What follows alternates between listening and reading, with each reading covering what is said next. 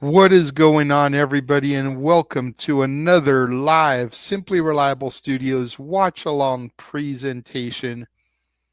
As it is I, the Renegade of Wrestling, JJ Williams, here to be your play by play man tonight, this afternoon, alongside Mr. Reliable Walter Cruz, as we cover and watch WWE Raw live from London. What is going on, Walter? How are we doing today? Nothing much. Having a good day so far. Kids didn't have school. Don't know why. 'Cause I had to go to school all the time. Some kind of Muslim holiday, but I know they're happy. Whatever. But I had to deal with them since early in the morning, since wife's at the hotel. Not networking correctly as we were talking. But Damn. Now you gonna put her on blast in front of everybody, bro. Just it's all just right, remember, man. this is the same woman who's gonna be sending you to New Orleans for a month. I don't know if I would put her on blast. That's true. Uh, it's all love though. I mean, granted, if she had gotten Kel to plug you instead of just doing the welcome to Good Burger, home of the Good Burger, can I take your order? It might have helped you get to 200 so you could get out of her hair for a month. But, Yeah. we don't want to piss off the missus here. Right, right. What's going on, Cleaver? Good to see you. Looking forward to being part of the review tomorrow. Hopefully, we don't go too much into OTs. We do have a stream planned tomorrow night, almost immediately after the review. But I am looking forward to being there tomorrow night, good sir. Yeah, but so far, Raw is 3 hours, and so far, I think I counted 4 segments that are advertised. 5. We Five. just we just don't have a YouTube friendly image for one. We've got the up and down version. Oh, okay. I was waiting on that one because I was gonna see if they released the widescreen version today. I don't see it, so I'm just gonna have to edit really quickly the other one so that at least we have the graphic. But we have that tag team match as well. The Judgment Day versus Penta and Braun Breaker. Oh, yeah, the In weird. addition to the other four that you've got the images for. Yeah. So let's go ahead and guess we'll talk about those. Well, we'll skip the tag team for now. Obviously, the bread and butter tonight.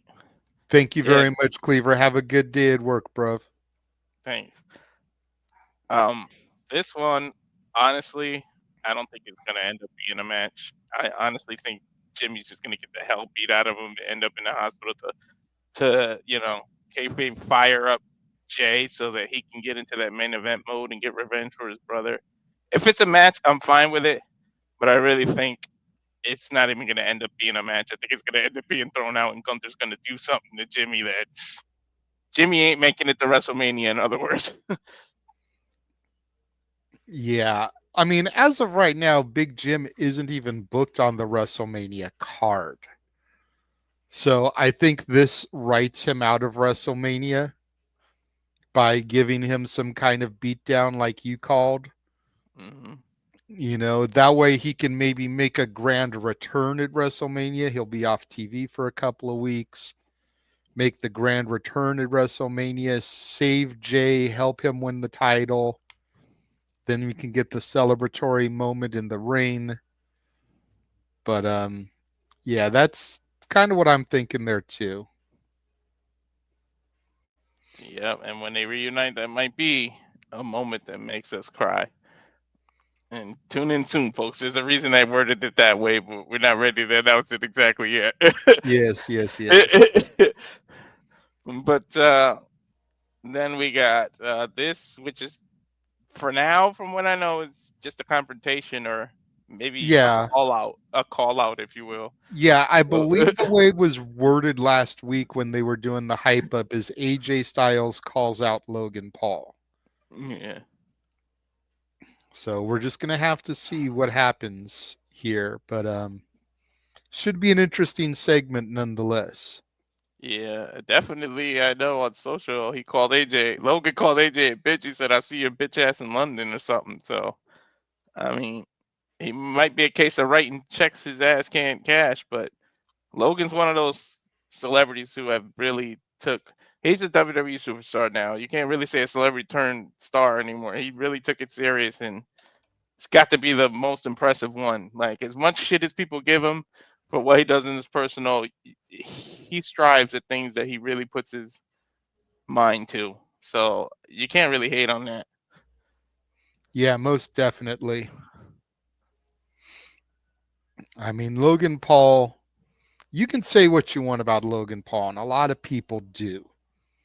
But Logan Paul is a hell of an athlete, and he's got that mainstream media appeal that brings in casual fans. Yeah, that's the whole reason we knew he was going to win one of those cards. Just the fact that on his podcast he would have the title sitting somewhere near him, Mm-hmm. bring casual viewers. And then the other, which I believe is going to end up being face to face, but they're probably going to open it again like they've been doing all the ones. This is the one everybody's kind of looking forward to because for all intents and purposes, this may be the last time we see John Cena until WrestleMania, or maybe the go home show. Yeah, as of right now, it's tonight is the last advertised appearance by Cena until we get to WrestleMania.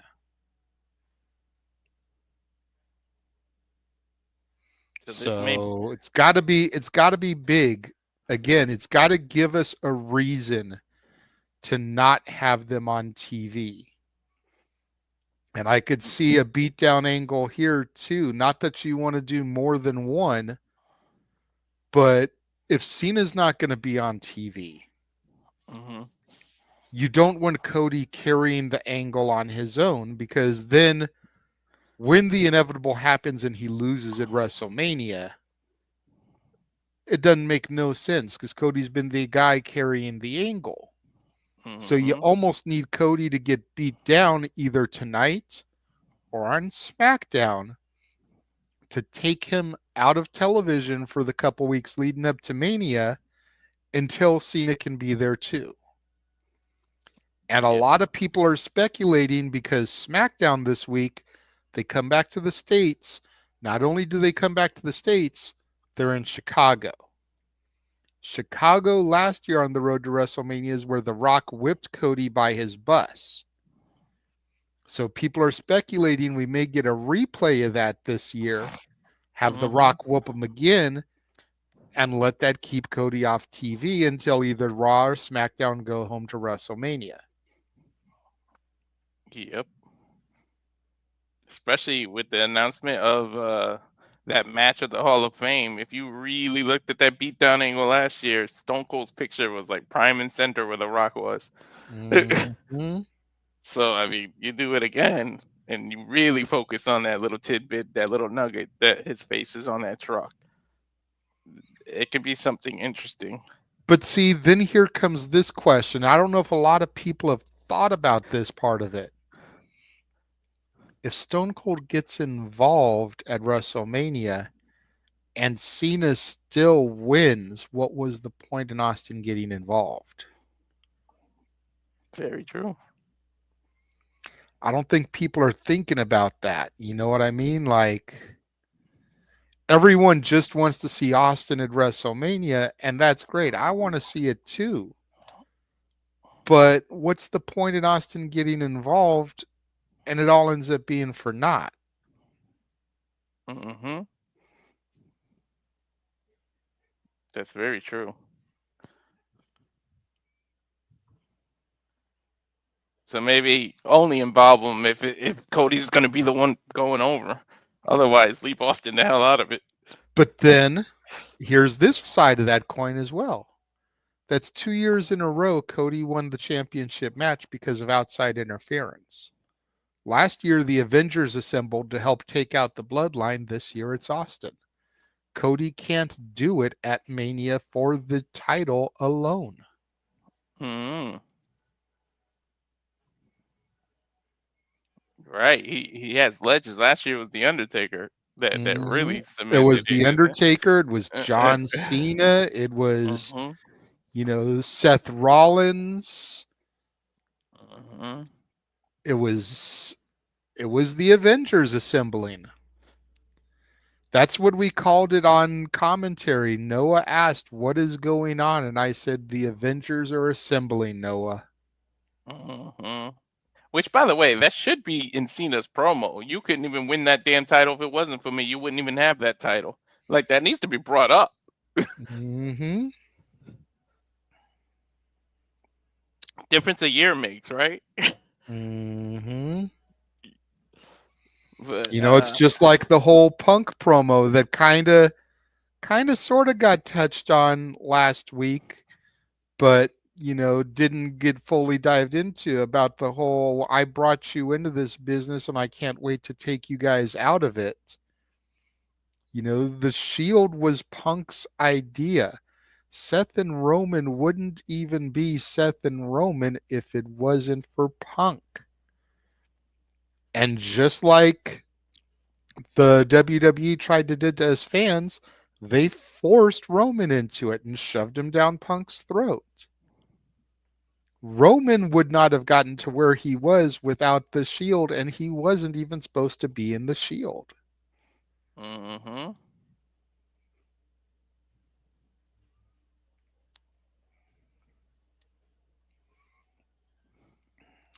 But we better enjoy this early Raw because they're back in the States and no more 3 and 4.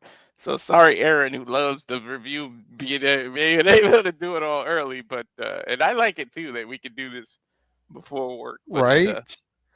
At least eh, until SummerSlam time, it ain't going to happen again because they're going to yeah, do that tour on the Clash to Paris. mm, then it'll happen again.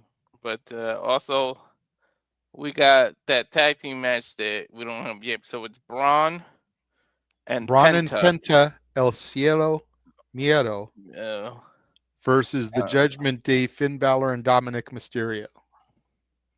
which we know what that is. That's just a setup to turn it into a multi-man intercontinental title match at WrestleMania. More than likely. More than likely. That's what I thought. Hmm. And I'm putting it out there. If they do that, I actually want to see. People are going to be like, "What are you talking about?" I want to see Dom win that title at WrestleMania. You and me both. I really do. It'd be fun to have him that, and then if you're gonna kick Balor out, whatever you're gonna do, you can do that. So that'll be interesting. Mm-hmm. And then we have what should, in my opinion, be the main event, which most likely, you never know, but most likely this is going to be the main event for the Women's World Championship. Rhea versus Io with Bianca as a special guest referee, which is another setup to probably make this a triple threat. Right. So if it's going to be thrown out and not be a real match, I actually rather it not main event.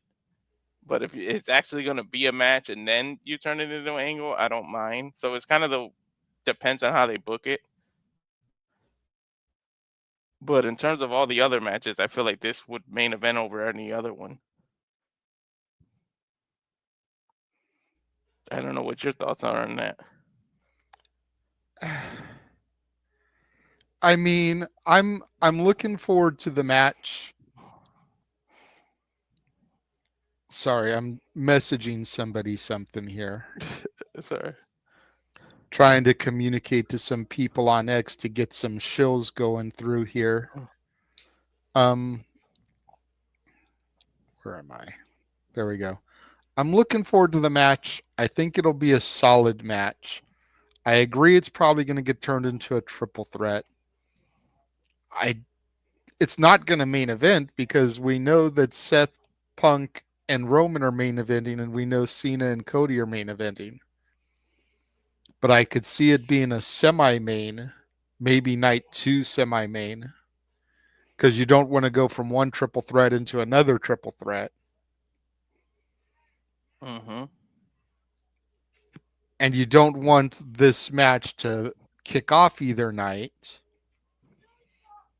I feel like that would be kind of disrespectful, even though there's a lot that goes into the opening match of the night, because they're responsible for getting the crowd hot. I don't think you want to start it off with a women's title match. You want that to be like a semi-main. Bianca's enough of a star, Rhea's enough of a star that they could be given the main event or semi-main event spot. Mm-hmm. But yeah, so far that's Raw for us.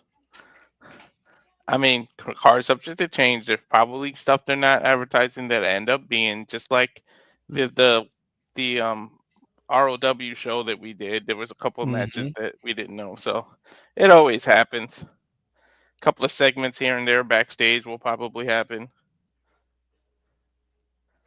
but I'm Yeah, I looking mean, forward to it. I think we've got to get another El Grande Americano spot, right? Like, They might share him in London, actually.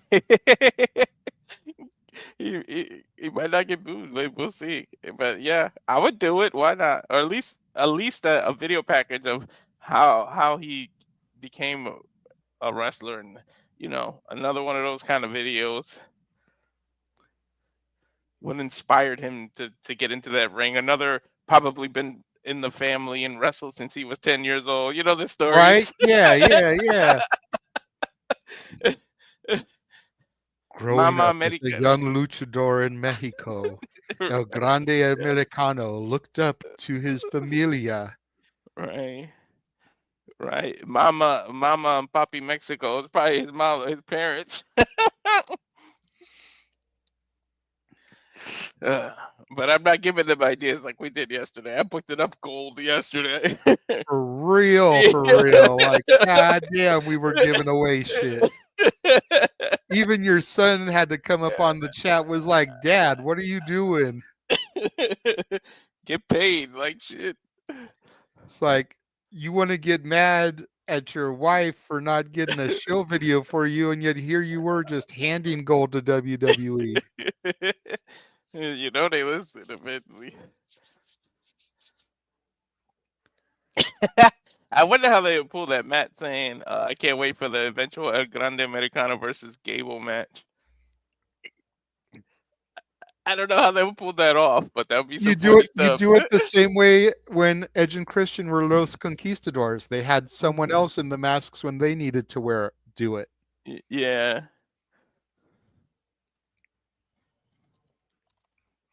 it'd be fun And to see. ironically, when they had to wrestle them, the people in the masks were the fallen angel Christopher Daniels and the hardcore kid Aaron Aguilera. Hmm.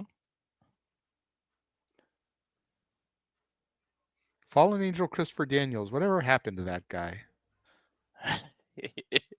Right.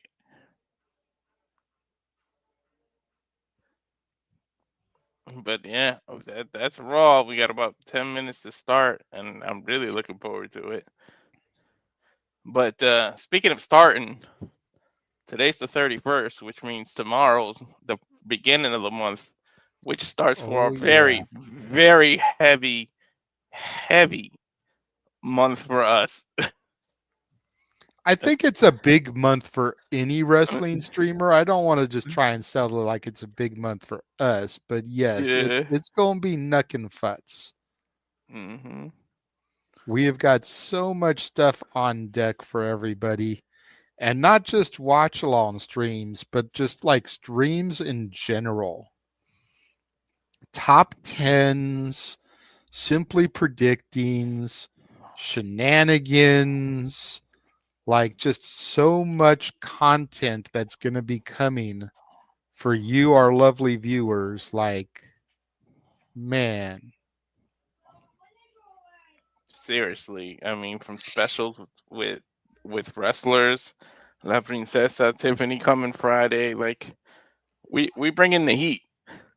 we're trying, man. We are trying to step our game up this WrestleMania season. I haven't officially reached out yet, but I do have a couple of other people that I communicate with on the occasion that I might be able to bring in for interviews here coming soon. One of them is kind of like when we had Gino Rivera on the show, Mm-hmm. longtime personal friend of mine and the channels. And he just became the Battleground Pro Wrestling Heavyweight Champion this past weekend. So I may reach out to him, bring him on the show. He's actually on his retirement tour. Going to Mm. be, after I think at least 15 years in the business. Granted, he never was able to make it to the main stage, but after about 15 years in the business, he's decided it's time to step away from it so that he can still maintain a comfortable life, in retirement from the industry, not be too battered and bruised that he can't move on his own. So I may bring him on, talk a little bit about his retirement tour and his life in the business. And we've also got that guy, Nasty Leroy, who we met in the Spaces, who's a student of the Nightmare Academy. Mm-hmm. They reach out to come on the show. He's actually going to be performing at the GCW Clusterfuck Forever, which we may be doing a watch along for. So Nice. may get him on to try to promote that or some of his other upcoming shows. Again, we've got so much stuff going on heading into Mania. We may not be able to get him scheduled to promote that, but whatever the next one is. But you know, Awesome. Good to hear. I don't. I understand why you're saying that, Emmanuel, but I don't like reading that, man, because y'all are the only two that keep the karaoke rolling. Mm-hmm. Like, I legit wonder if y'all weren't gonna donate anything, if we would even get any donations for karaoke that night. And it's the WrestleMania one, which is one of our biggest shows of the years. So while I totally understand, because I know you and Arlene are trying to have money for Mania, we may need y'all to kick a little something in, but I could Mm-hmm. definitely understand if you couldn't do your normal. What is the counter on for you right now, Walter? I honestly didn't even turn it on. God damn it, you had one job. Like for me, it's at 5:15. So if we're gonna synchronize it, we've only got a few minutes here left to get it synced. So All right, let me see.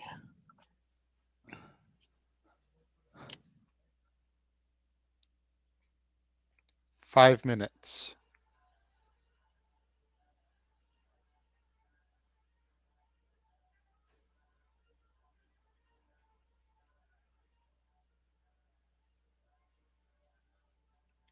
$4.45. I don't even have a ticker. Oh, there it is. 4:36, 35. Okay. Pause when you get to 4 minutes. You're just a couple seconds ahead of me.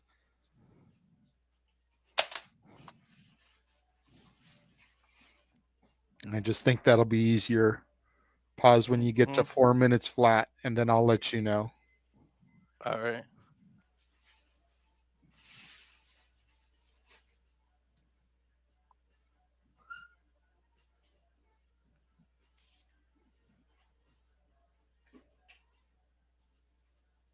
All right. 4 minutes flat.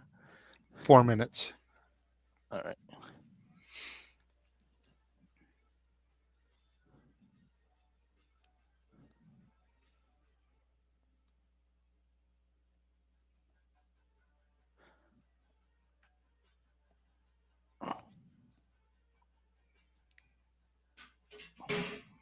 Now, hopefully, it doesn't jump. It should. Netflix is usually pretty good. Got Seth Rollins on the screen right now conducting the orchestra.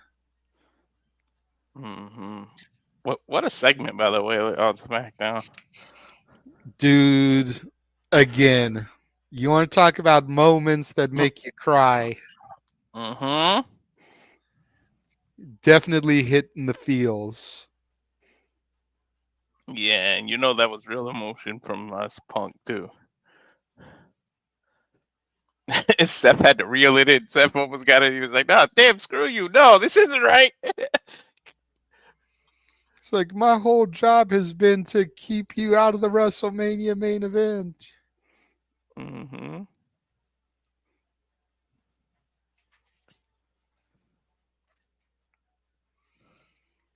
If I'm reading this GIF correctly, it looks like our friends at the No Contest Wrestling podcast today are going to have La Primera Stephanie Vaquer as their guest. Okay. Assholes. I want to get Gotta my gotta prepare. go and watch that one. Yeah, I did. I reached out to her before, but never got a response. yeah. That you kind of have to have the insider connections for. Yeah. That's why I'm content staying in my lane, getting people Mm-hmm. that work the indies.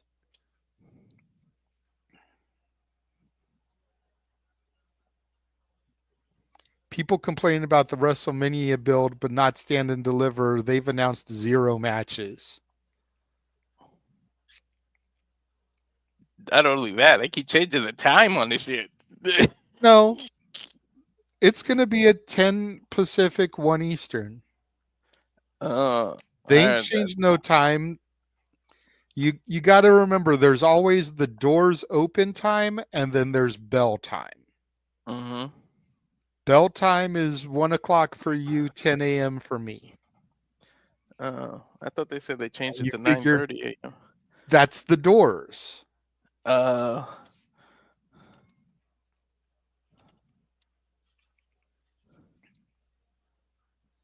But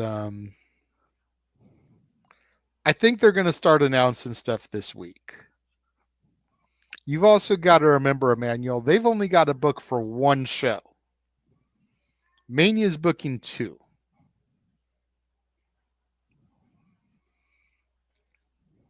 So they're going to be fine. They've got 3 weeks of build. They'll probably have a 5 to 6 match show. So if we get 2 matches each week, that's 6 matches by the go home.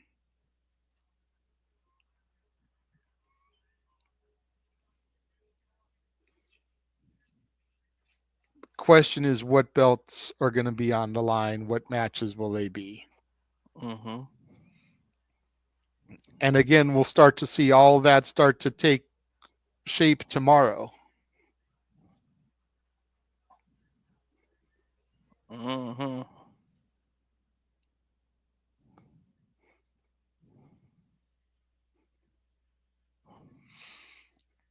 That guy event's about to start, but nothing moving. That's what I got to. The live event's about to start. Then it's going to go to the black screen, give you the little Netflix. Dun, dun. Then it'll give you the then, now, Mm-hmm. forever together. Mm-hmm. Just relax. See, there's the black screen. Mm-hmm. There's the Netflix logo. And there we go. Then, Now. now,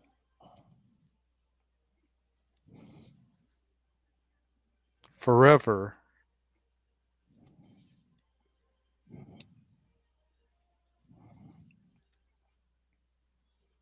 together. Perfectly in sync too. Dun, dun, dun. That got me hyped being a WrestleMania live hearing that. I can't lie when they did that. And we are once again in London, England, the O2 Arena for WWE Monday Night Raw. Same place we were for SmackDown.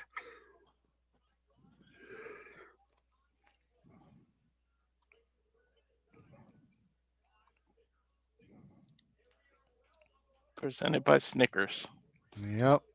which is the And worst there is commercial. mommy Rhea Ripley arriving backstage without all the makeup on her. And there's Io Sky and Dakota Kai backstage. And there is the special guest referee for the night wearing stripes in her regular outfit. Bianca Belair is in the house. She's been in Beetlejuice's closet. There is Logan Paul. Logan Paul is going to call out AJ Styles, apparently, not the other way around. Mm-hmm. There is main event Jey Uso and his brother Big Jim. Big Jim looking to take on the Reign General Gunther tonight. Speaking of, there is the world heavyweight champion himself walking through the backstage area.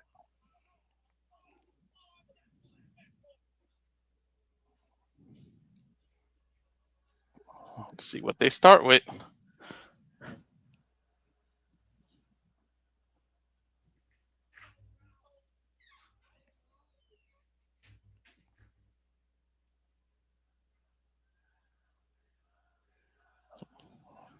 The crowd in London chanting, "Let's go Cena, Cena sucks already."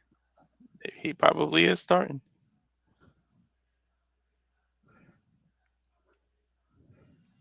And there's the music.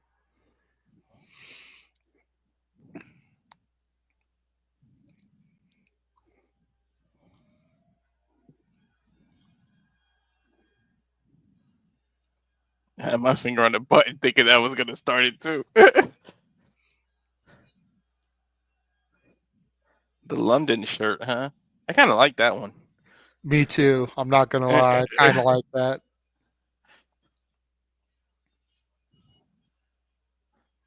I love how he's a heel, but he's still advertising his stuff because that the camera's gonna make people want to buy it.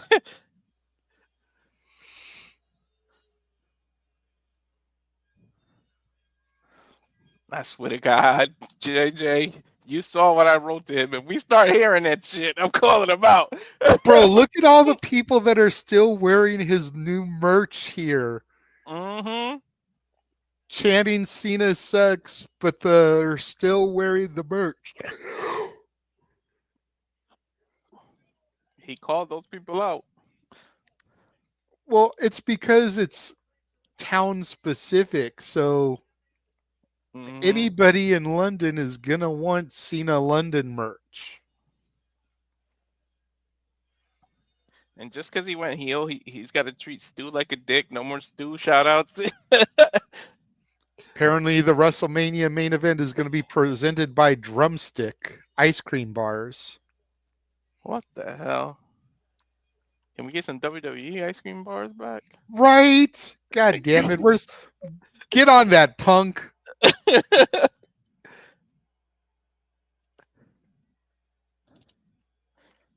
swear to God, if you start with, you want to know why?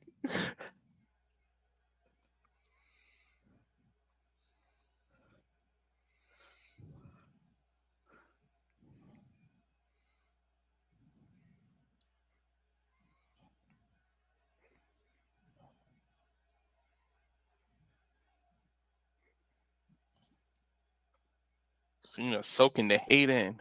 Mm-hmm. So Kane was right all along.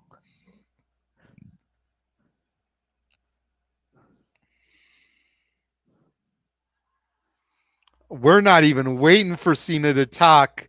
Wrestling has more than one royal family. Here comes the American Nightmare, the undisputed WWE champion, Cody Rhodes.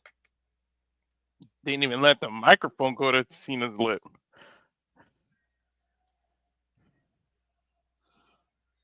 He has no control.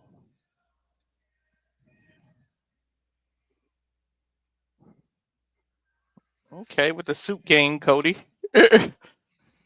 Cody always looking fly in his suits. Mm-hmm. Whoa. Whoa.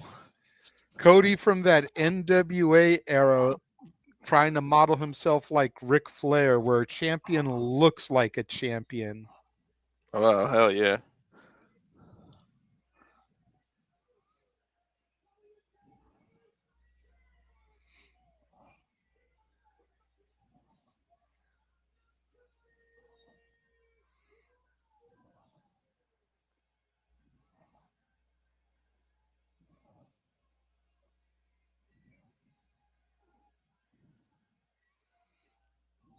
Cody hugging the kids, Mm-hmm. kissing babies, all that That, good junk. that kid had the tattoo on his neck. Hmm. Like, damn, they selling fake tattoos and everything. Either that or his parents drew it on him. Yeah. Whoa.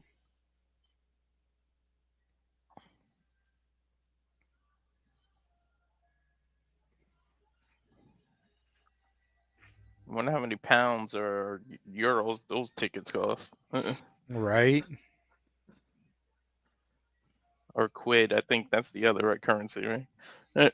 No, it's pounds and euros. Okay. I don't think there's quid for the for London. I could be wrong.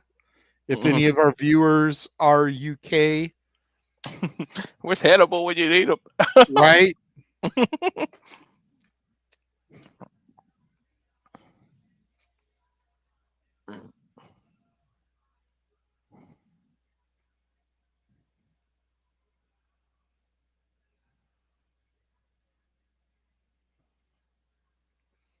I feel you there, Arlene. I hope we get at least a little bit more heat here tonight.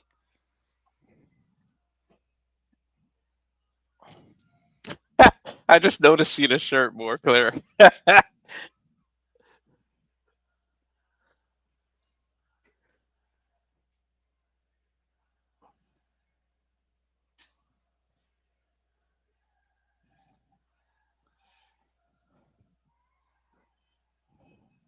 I need Cena to take his hat off. I want to know what the bald spot is going.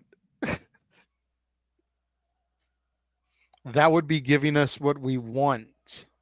True indeed. And Cena's not about giving us what we want right now. Mm-mm.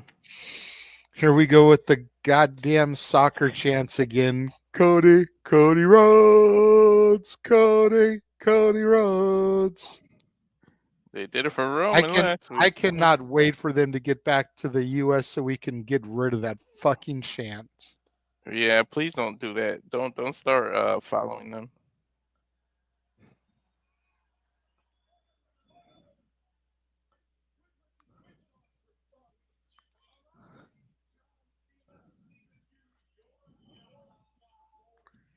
Cody saying, "We've listened to Cena for 2 weeks. Allow me to do your job for you." Damn.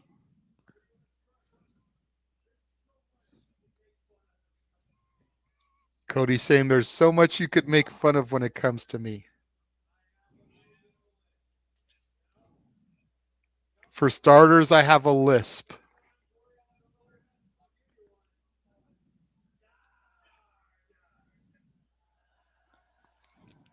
He just said the name of Stardust."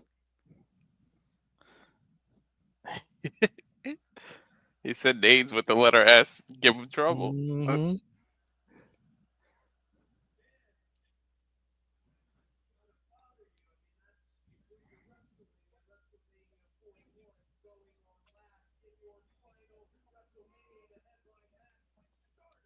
Says it's got to bother you that that's who you're wrestling and your last WrestleMania main event is Stardust. Interesting, Cody.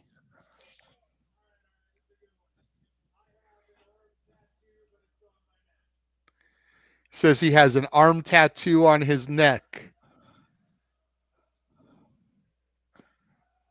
He's trying to give Cena ammo and take it away from him. He's doing Hmm? a B Rabbit from 8 Mile, saying Mm-hmm. everything that Papa Doc could have said against him and making it his fuel, his ammunition. Good call out. Have Cody end his promo here by saying, "Here, now tell these people something they don't know about me."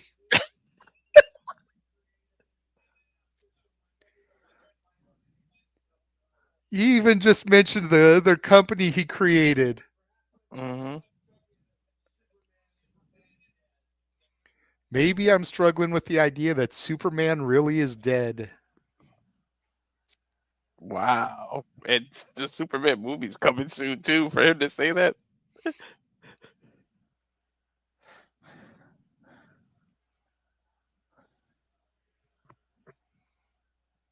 Cena, you can't hide from your bald spot. I see that big ass sign. Mm-hmm.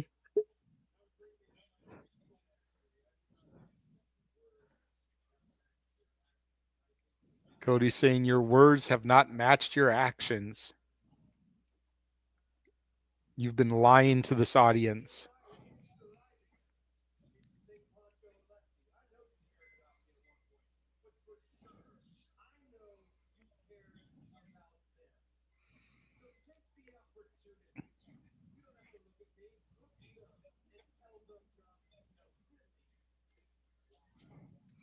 Cody wants Cena to look at the people and tell them really why.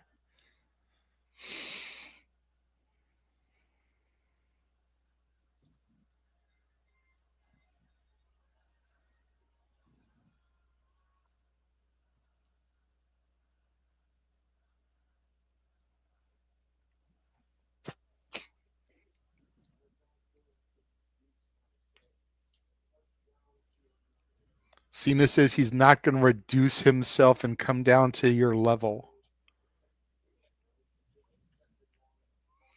Says Cody's been protected long enough.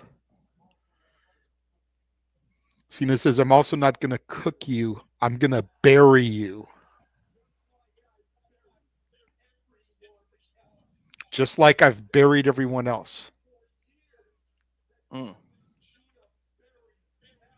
They've been saying for years that Cena buries talent. Whoa. I don't bury talent. I am talent. He says, I bury mediocrity.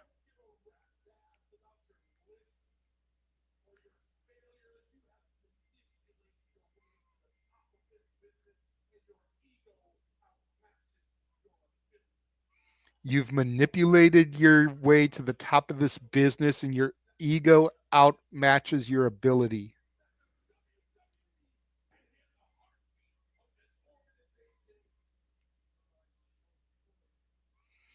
He can't understand why the WWE would hand the heartbeat of this organization to his chauffeur. Cody said that they used to ride together.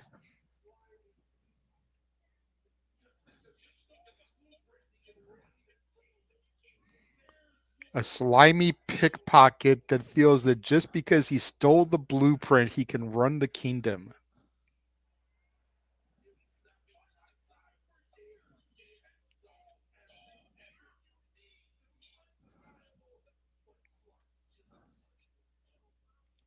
He stole everything you could to be undeniable, but you're still underwhelming.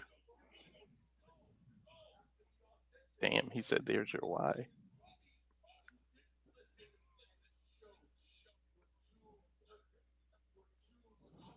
You're too perfect. You're too polished. You're too rehearsed.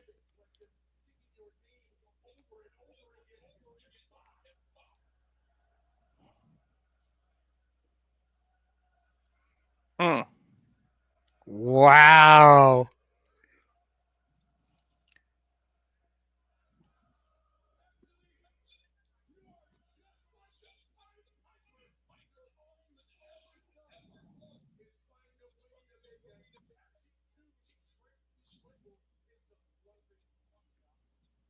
You're just like the Pied Piper because all you ever done is taken a catchy tune and used it to get these people to like mediocrity. Damn. He burned him with that.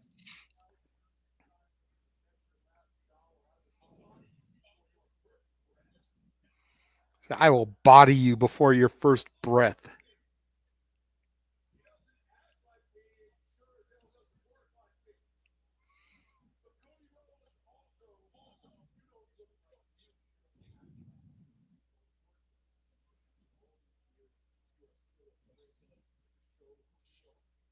Says Cody is afraid to show who he really is.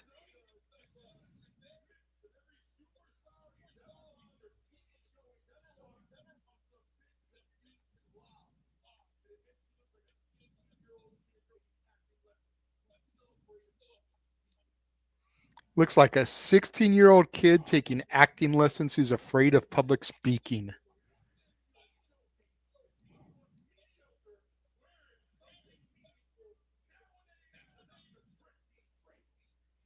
Someone mediocre wearing something meaningful is enough to trick these people. Cena is not holding back.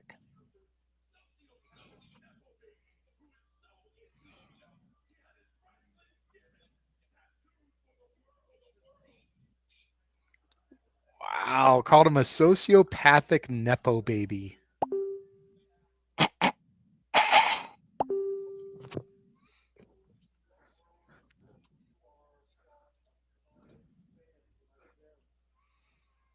Says it's not where your tattoo is, it's what it is. It exposes you as a fan.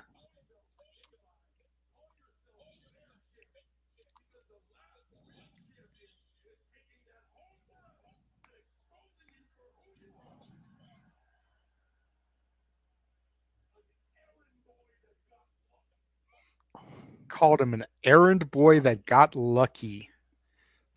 Cena Damn. says he's going to expose Cody for who he is.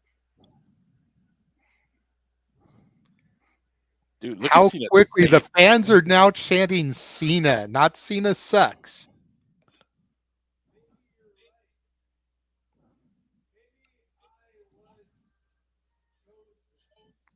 Cody says, maybe you're right. Maybe I was chosen. They chose me. Can you say the same? Or was it a guy in an office that chose you who we don't talk about anymore because he's not here? Damn.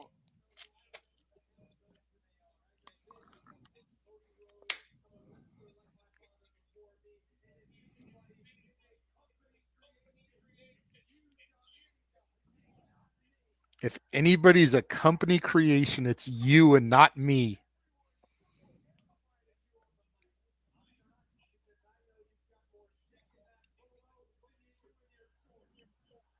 Says you've got more dick in that promo than you do in your jorts. Damn.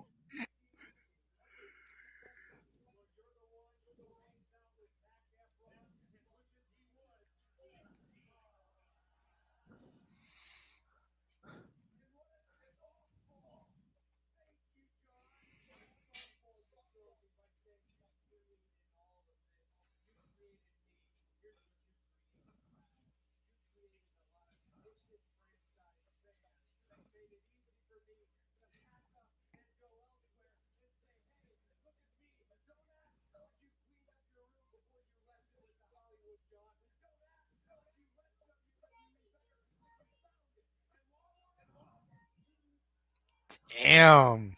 Cody's spitting fire.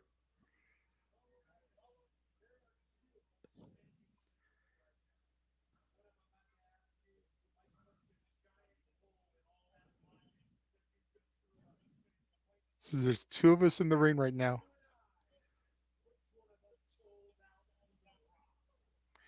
There's two of us in the ring. What I'm about to ask you may punch a hole through your entire thing. Which one of us sold out to The Rock?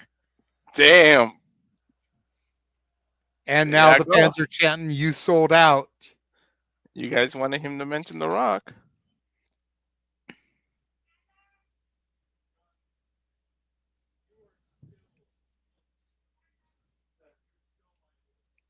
Cody says, John, you are still my hero, but you're also a piece of shit. And they didn't bleep it.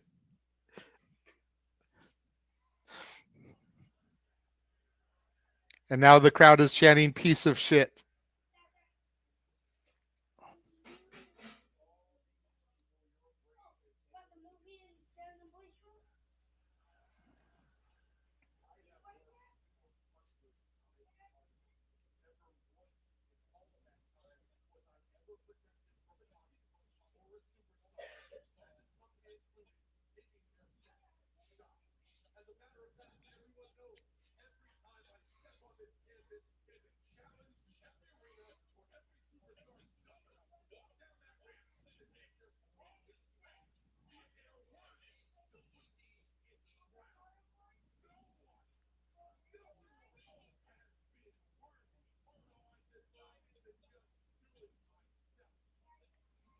Cena says he's always given people an opportunity to put them in their ground and take their best swing. No one has been worthy, so he did it himself.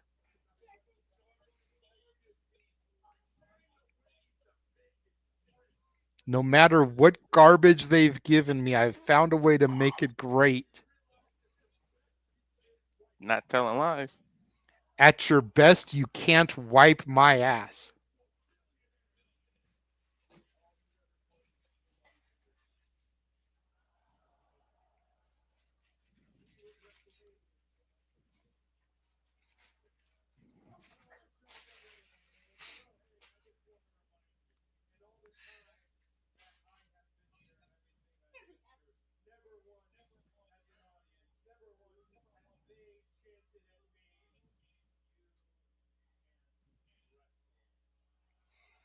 Cody said that in all the time I've been here, never once have the fans chanted at me, "You can't wrestle." Oh!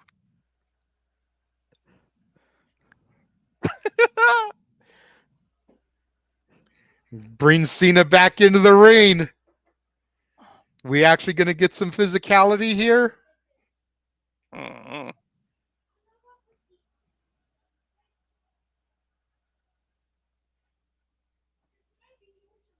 Cena smiles, salutes, goes to walk away, comes at him. Cody has him locked up for the crossroads, connects to Cena.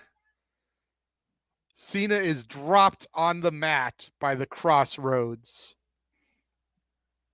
I told you people be patient and give it the time that they need to build. See, this is the best one of the three. Shooting his shot at the WrestleMania sign. Here's the old thing, though. This isn't the Gomo show because Cena won't be around for a while. But who just went over in the last time that they met? That's true. Cody throws the hat on Cena. I was actually just about to make that point myself.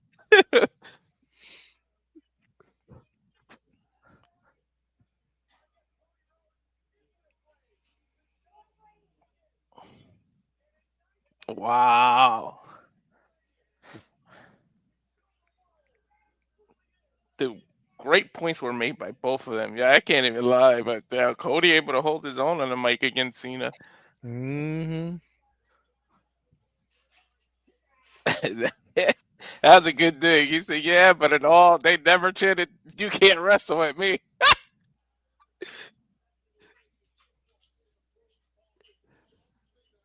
Oh, look at that! MVP's behind them. The UFC fighter MVP. I was going to say, what? They brought Montel Vontavious Porter back? Michael Venom Page.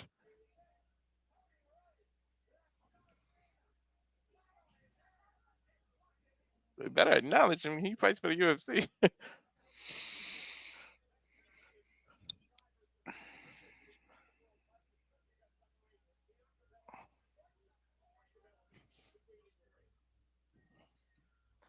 Wow, what a promo! What a segment!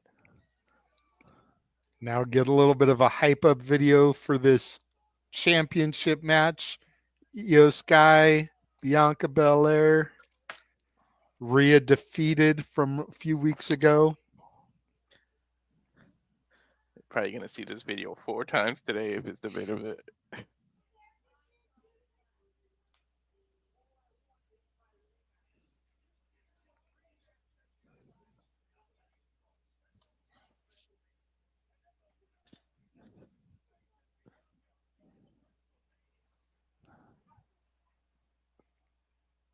They gotta think why would she be the referee if it wasn't gonna lead the triple threat? Just to have the power to pick her opponent, basically.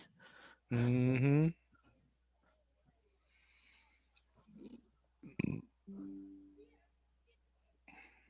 Man, oh man, was that shit good. What? Oh, hell yeah, Nepo baby.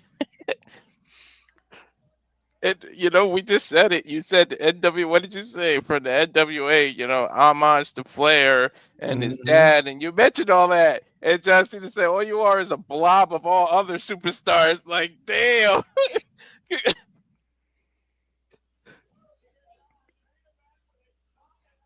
it is the main event. Okay, As well, it should be. that's Damn what I it. The meant. women aren't going to get to main event WrestleMania. They better get some main events here on the road, too. Hmm. And it is for the title.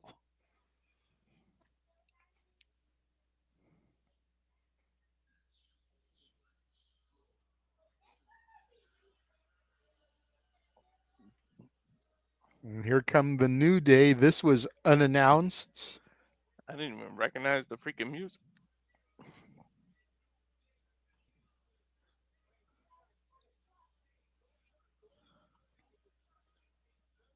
Now here's the thing: is this a match or? Yep, it's a tag match. Still not used to Kofi as a heel, man. I just found. Woodsy, Woodsy, I can get behind as a heel. I've seen him as a heel before. Kofi, not nah. I'm still kind of like not really used to Kofi as a heel like this, man. I know. I was just going through some old pictures and saw him, Kofi, hugged up with my kids and hugged up with me, and I just remember that whole day. And I was like, dude, I'm never booing these people. He needs to resurrect his Green Ranger gear Hmm. and come out with the original sword that he had, the one that had him under Rita's control Yeah. when Green Ranger was still evil. Hmm. That Dude, would that be a was dope reference there. that was the best story of Power Ranger. That I remember watching as a kid. It was like a 5-part series. It lasted like Hmm. more than a month. It was a episode a week. Back when Green you with couldn't. Evil, man. The greatest story ever told. Yeah, back when you can't, binge watch shit. You had to actually wait the week.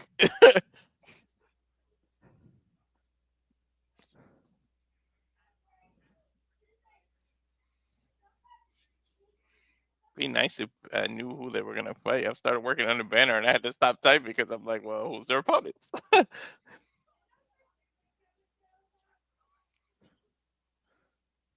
And that Coffee's in the commercial with the toy. Look, Hmm.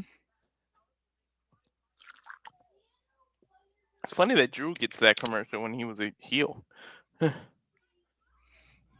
Yeah, but he wasn't a heel when the commercial was made. Mm.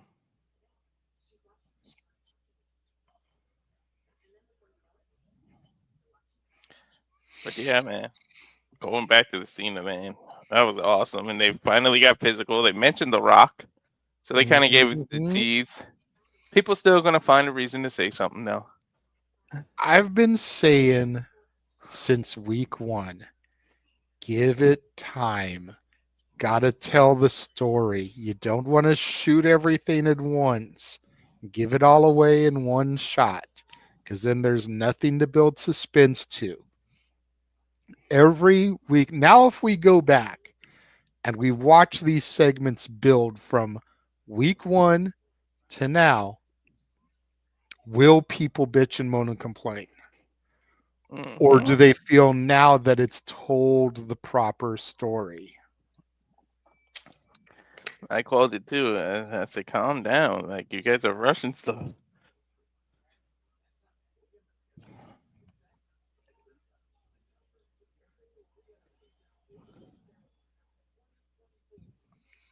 Denise Salcedo has a poll up right now saying who won that promo battle, Cena or Cody. Mm. Right now, it's about a 2/3 split with Cody in the lead.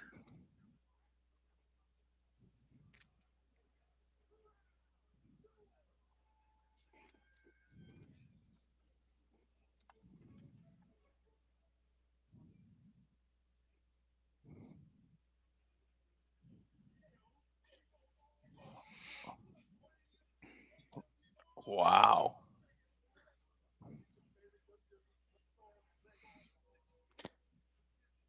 At least they got physical. Hmm. And the ball spot is still there. I saw it when that came out.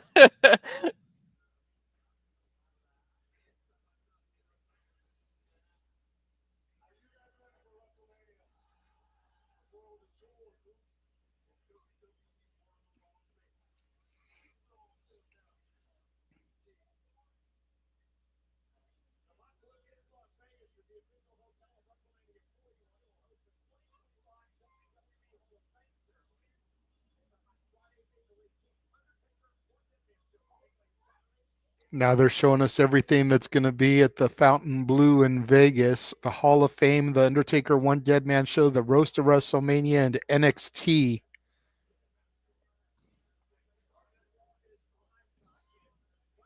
See what kind of chaos that roast causes.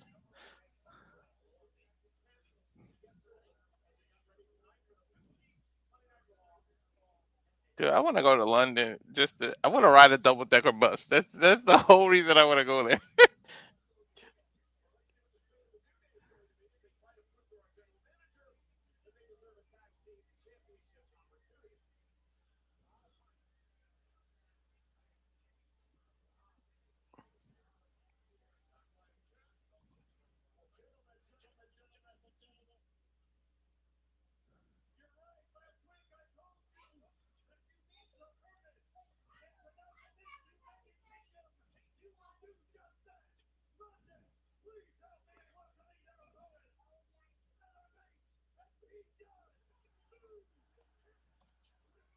Oh shit! Tyler Bate is back from injury.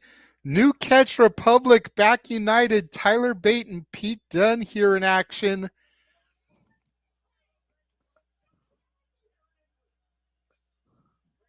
I've been wondering where Pete Dunne's been, man. He hasn't been on TV for a minute since the whole thing with R-Truth kind of ended. It's good to see Tyler Bate back from injury here. London's own here to take on the New Day. Nice.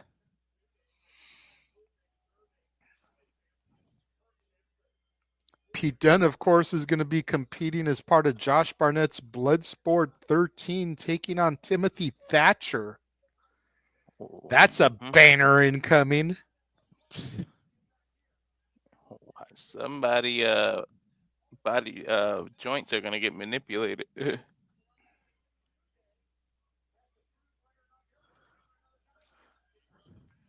Referee here, Wow. Jessica Carr.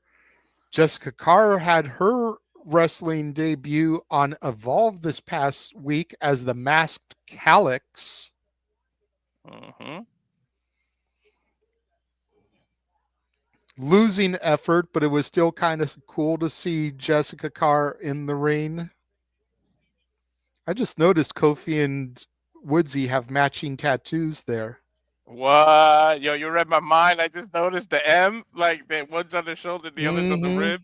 I noticed that too. I was like, I I wonder if wonder that's if Big E has that tat also. no. Damn, the crowd is hot for Tyler. Collar elbow tie up. Tyler Bate starting off in here against Xavier Woods. Greco-Roman knuckle lock. Tyler Bates got his legs wrapped around Woodsy as he crawls over to his corner. Waves at the crowd, tags in Pete Dunne before executing a head scissors takedown. Drops Woods in the center of the ring here. That's core strength to do that, to climb the ropes while you got somebody.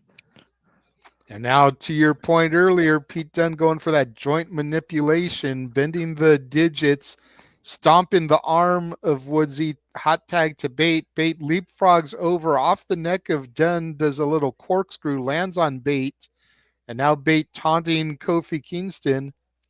Kofi sent up and over the far ropes, both men outside. Tyler Bate getting hyped up here off the ropes. Hip check from Dunne. Tope Suicida from Tyler Bate. The New Catch Republic high-fiving on the outside here as we go to commercial break. Fuck television. What did Bate injure? Was it his leg I or his think it was knee? his leg, yeah. Yeah, I think so. That's a great surprise, and to bring him in the home crowd. I wonder how long they were working this. Well, I've been seeing reports for the past month and a half, maybe even 2 months, that Bate's been at the Performance Center, that Mm, he's been getting back into shape. So his return was definitely imminent. I hmm can't think of a better place to do it, though, than to have it be here in the UK, in London. You know what I mean? Like New Catch Republic home turf. hmm You can see it's kind of awkward because Pete Dunne is getting cheered so much, and he still has like heel tendencies the way he's high fiving and stuff, but he's still getting cheered. So it's like he's conflicted inside. You can kind of see it. Dragunov was the same. Dragunov got injured. I believe he's been back at the Performance Center also. His return could be imminent as well. Yeah,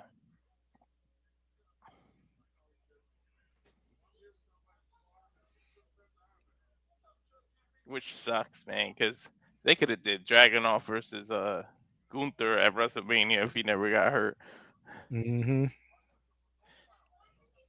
or There's even at always another day. yeah, or even during these live events when he was in Austria. That would have been nice.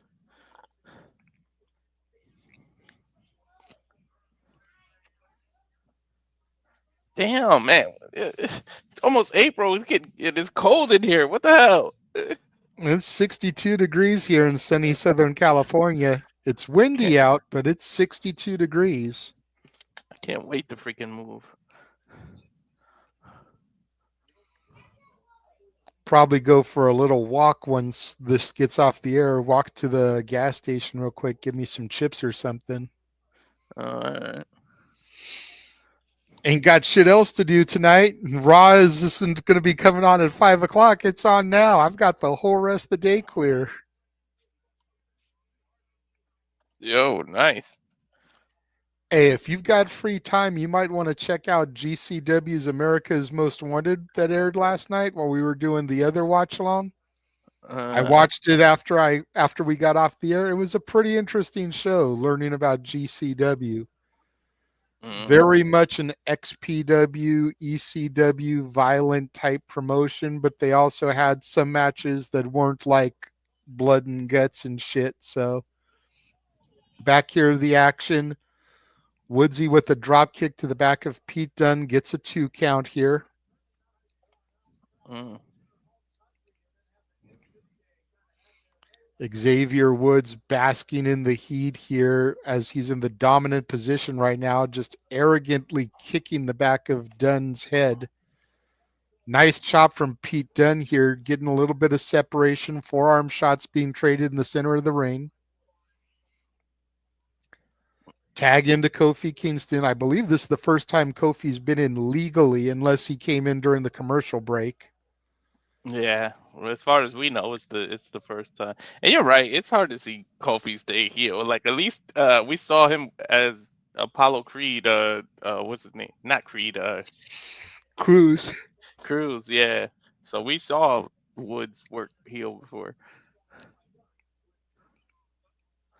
Kofi staying on top of Pete Dunne here, has the arm kind of in a modified armbar submission.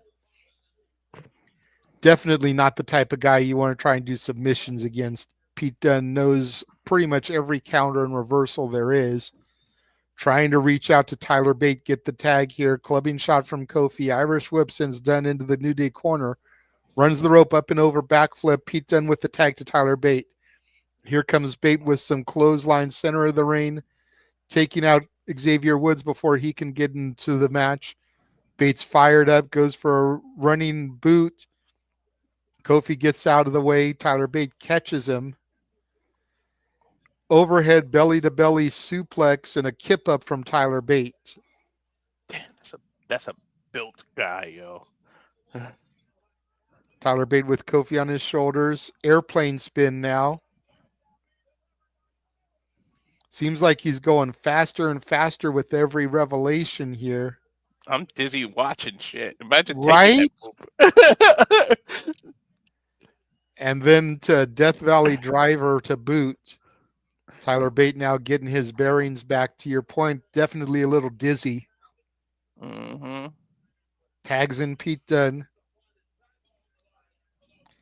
Double team maneuver there by New Catch Republic. Clothesline German suplex combo from New Catch. Pete Dunne has Kofi hooked for the pinfall, gets a 2 count. Wood saves it at the last second. That Look would at have been this again. hell yeah, strong. That would have been it if Woods wasn't there. Woodsy back up now, going after Bate. Big boot drops Tyler Bate. Here comes Pete Dunne, throws Woods back to the outside. Then some more joint manipulation from Pete Dunne to Xavier Woods. Ugh, have fun playing the PlayStation after that. Kofi sets him up. Trouble in paradise. Gets the 2 count. Excuse me, that was the SOS, not the Trouble in Paradise. Woods known for gaming. It's gonna be hard to game if he keeps breaking your fingers like that.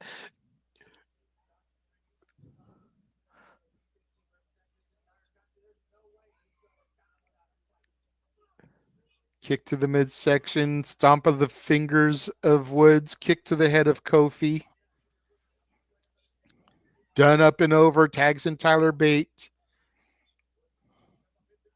Woods looking for an enziguri. Tyler Bate fooled him. Showed the left, went right. Bate up and over. Running boot from Pete Dunne.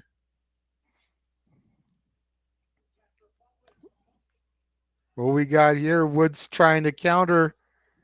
Oh, Kofi from the outside trips up Tyler Bate. Pete Dunne sent into the turnbuckle. Tag to Kofi. He hit hard.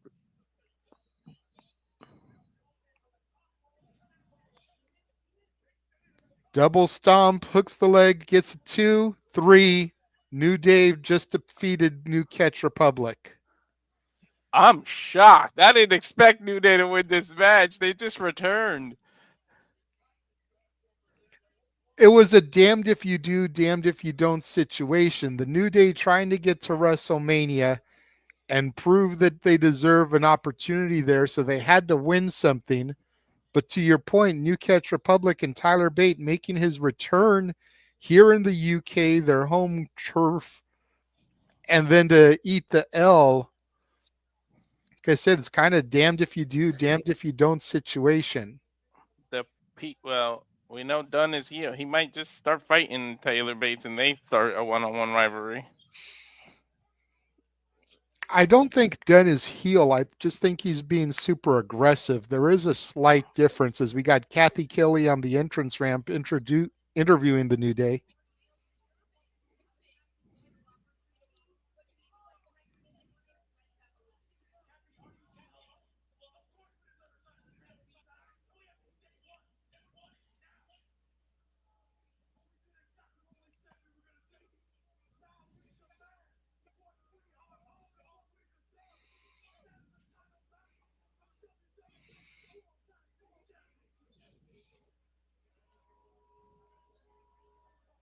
Kofi saying that they want what they are owed and what they deserve, and that's a shot at the tag team championships. Here come the horns. The War Raiders. Speaking of that, where the hell have the Raiders been, right? They haven't been on Raw the last few weeks.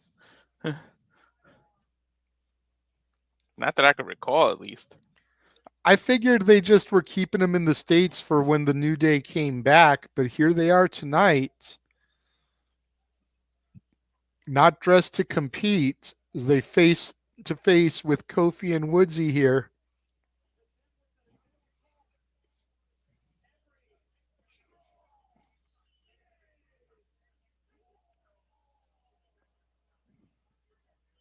Eric telling them to take their shot.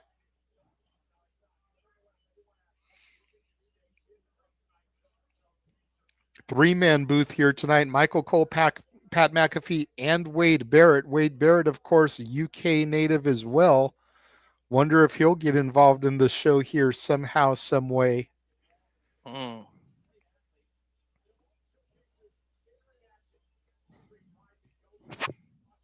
They, I like seeing Wendy Chu finally, man. I'm like, damn, you got put to sleep in the nightmare and never came back until Evolve was just like, Mm-hmm. Sent to the undead realm, as Noah would like to say. mm-hmm. I'm like, I feel like that's still unfinished to me, her and Rosemary. Well, I guess Rosemary finished it if you think about it.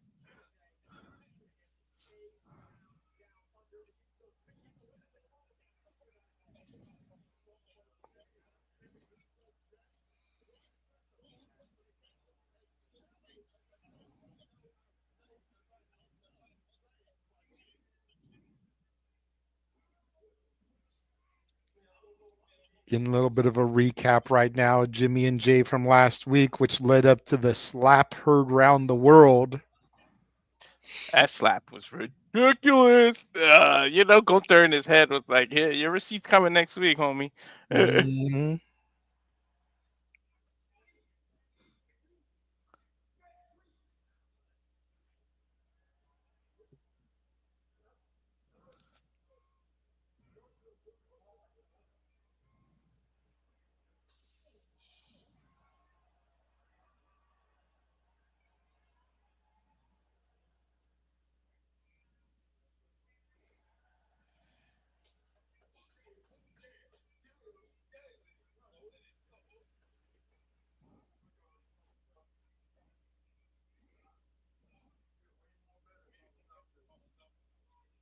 Jay telling Jimmy that he'd feel better if he was out there with him.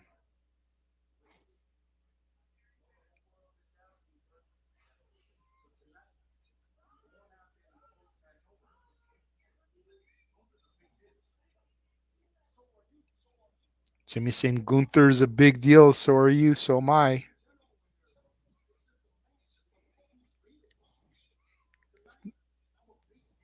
Tonight I'm going to beat Gunther. At WrestleMania, you're going to beat Gunther and become world heavyweight champion. Yeet.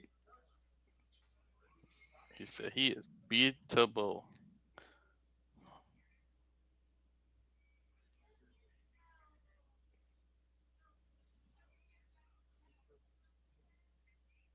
Jay says, I hear you, but be careful.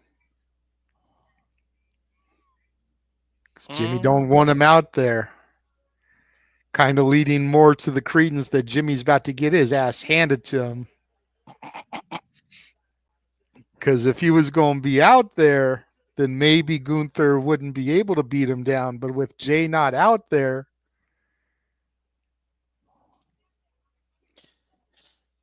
we'll see, because it seems to be advertised as next. Mm-hmm. Well, while we wait for the commercial break, let's go ahead and take a look at what we have coming up, kicking off tomorrow. We shall be right back. And now for a taste of things to come.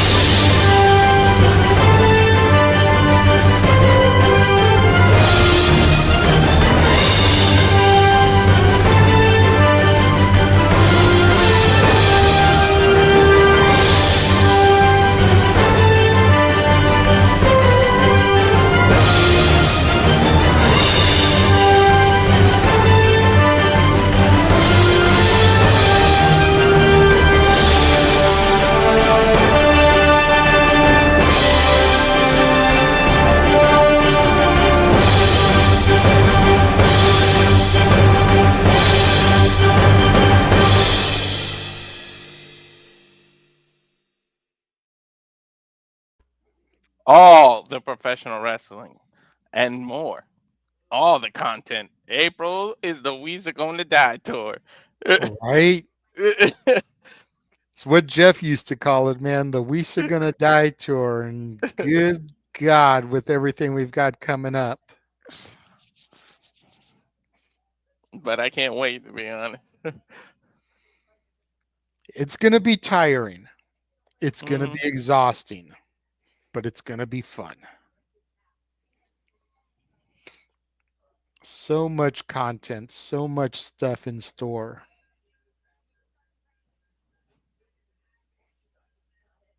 Can't wait.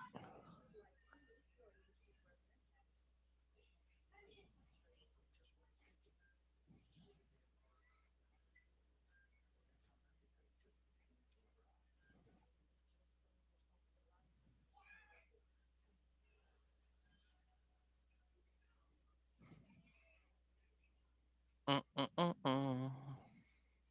And we are back.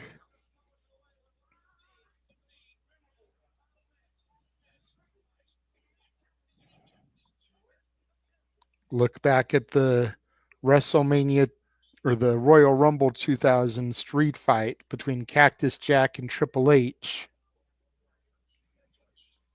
Kind of hyping up the fact that Triple H is going in the Hall of Fame this year.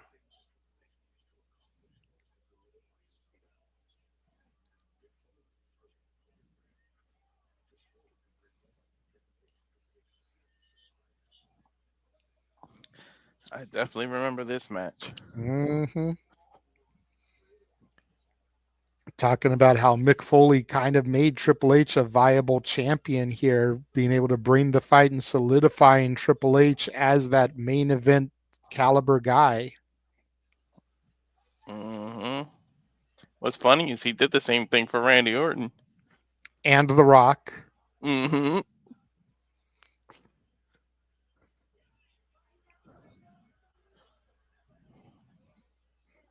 Dude, those thumbtacks. Right? I've been in them before. It's not even going in them that's the worst. It's pulling them back out that hurts. Mm-hmm. Like,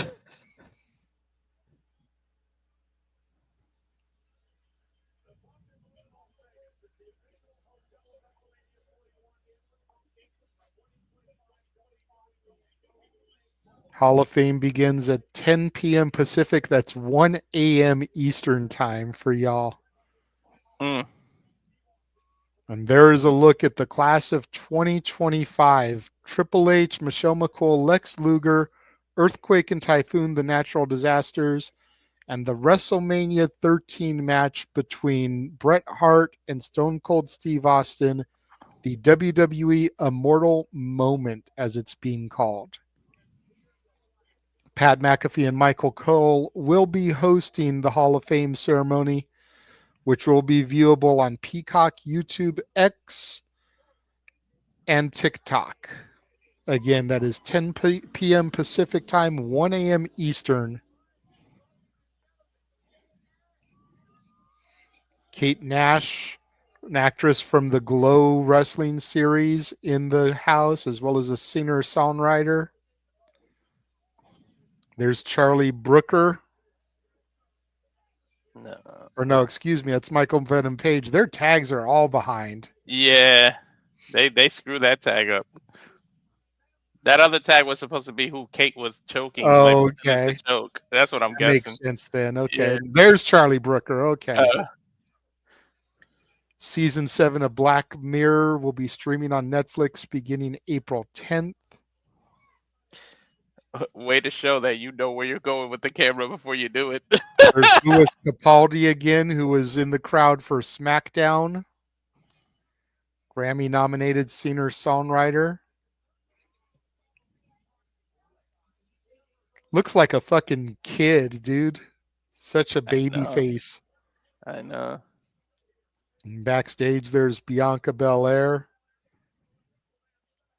talking to a WWE official, getting instructions. What her job entails here is the special guest referee tonight in the big title match between the challenger, Rhea Ripley and the champion Io Sky.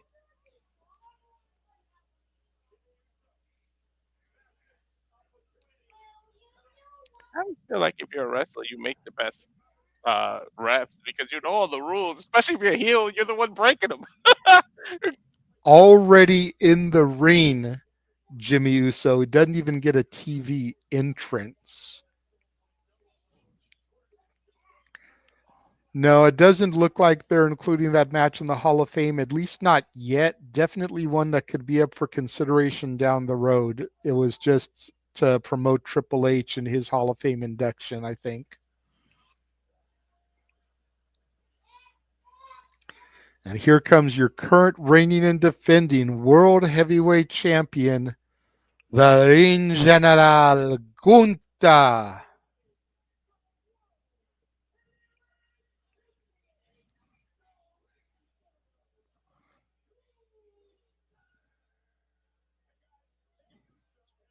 If this even is a match, because I got a funny feeling.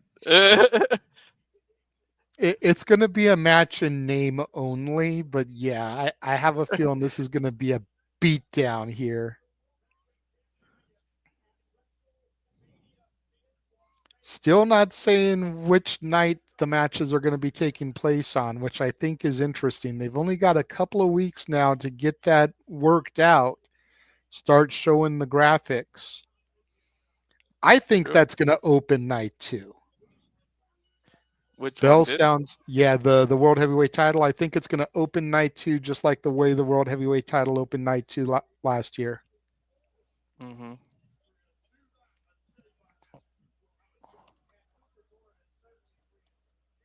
People are saying that match could open night 1. I'm like, nah, you don't want to give the Royal Rumble winner the first match on WrestleMania 2 nights.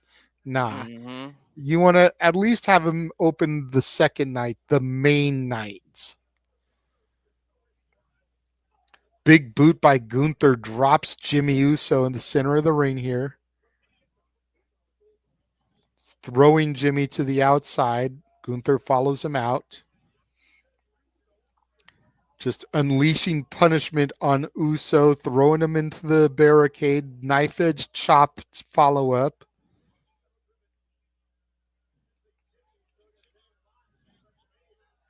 Another chop here on the other side, just kind of walking around the outside of the ring, lighting Big Jim up.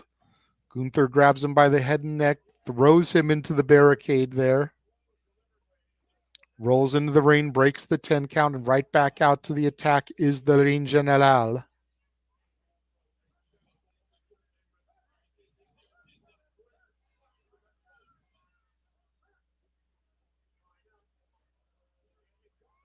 Gunther setting Jimmy up here. Looks like he's going to go for a power bomb. Big Jim counters into a back body drop, sends Gunther to the mat. And now Jimmy rolling back inside the ring. Mm. Catches Gunther with a right. Off the ropes goes Jimmy. Suicide dive through the middle ropes there. Jimmy finally getting a little bit of offense here, starting to get the dominant position, throws Gunther into the ring, and now climbing up to the top rope. I think Big Jim is thinking Uso splash. Goes for it, but Gunther gets the knees up. And now Gunther going to the outside up to the top rope. What is the big man thinking here? Jimmy up, nice right hand, catches Gunther. Crotches him on the top rope there. Jimmy climbing up. Think Big Jim is thinking top rope superplex here. Gunther set up. Yep, superplex connects. And now Big Jim going back to the outside, climbing up to the top rope here. Going to try the Uso splash again. This time he connects, hooks the leg. 1, 2. Gunther kicks out. Wow. I didn't even expect Jimmy to get a cover in this match. Look at this again. Good air by Big Jim. Nails the Uso splash, gets a 2.5 count. Jimmy comes off the stairs there trying to take it to Gunther. They're now outside the ring. Billy to back suplex, drops Big Jim on the ring apron, the hardest part of the apron. Gunther in full control now. Short arm clothesline, almost a Rainmaker-esque lariat. Drops Jimmyy on the outside. Gunther in the ring, breaks up the count as we go to commercial. Fuck television. Okay, they played me. I didn't even expect the commercial break. Like I expected just a straight ass kicking. No, I knew that it wasn't just going to be a straight up beatdown, but I still expect there to be a beatdown, if that makes sense. Oh yeah, it makes sense.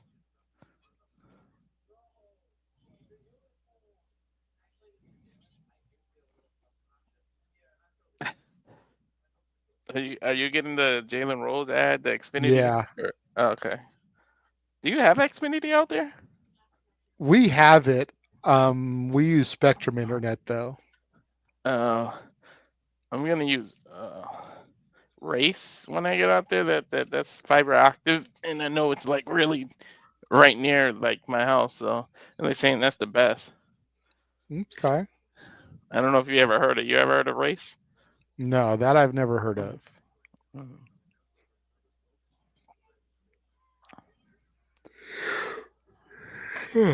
Excuse me. Not used to the early Raws.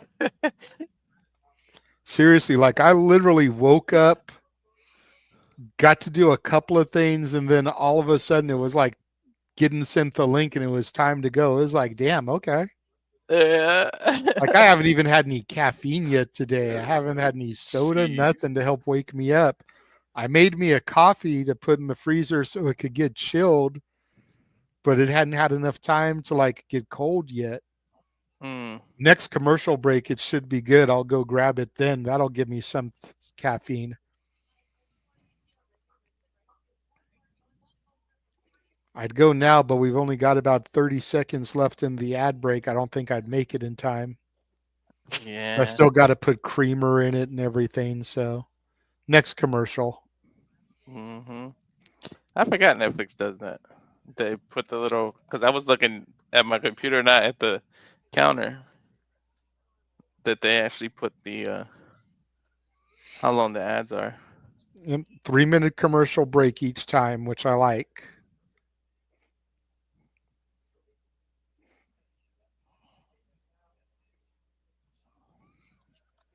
And we're back here live on Netflix from London, the O2 Arena. World Heavyweight Champion Gunther taking on Jimmyy Uso, big brother to the Royal Rumble winner, who will face Gunther at WrestleMania, main event Jey Uso. Gunther winds up for a big right, but Jey Uso blocks it, Jimmyy Uso catches him with a slap. Now Big Jim getting a little bit of offense. Nice super kick. Ducks a clothesline, nails Gunther with a German suplex. Another super kick, drops Gunther. Now we're going to get the spam super kicks here from Jimmyy Uso. You know it.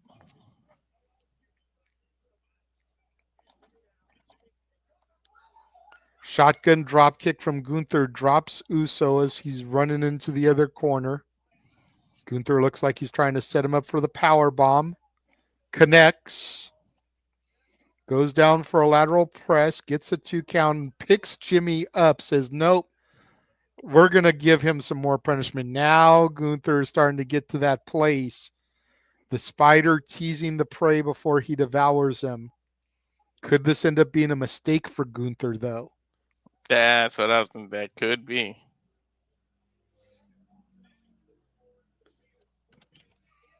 Jimmyy Uso trying to grab Gunther by the pads there, pull himself up. Big boot from Gunther rocks Uso, and a short arm clothesline drops him to the mat. Turns him over, lateral press, 1, 2, and again, Gunther picks Jimmyy up, forcing the kick out. Now we're going to that place that we kind of expected this match to go, where Gunther is just going to batter and beat and bruise Jimmyy Uso to try to send a message to his WrestleMania opponent, main event Jey.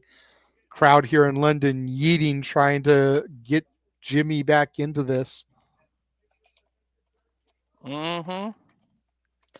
That could come Jimmy, back and bite him in the ass. yep, Jimmy using the ropes to get to a vertical base. Gunther cuts him off, drops Jimmy with a sleeper hold now.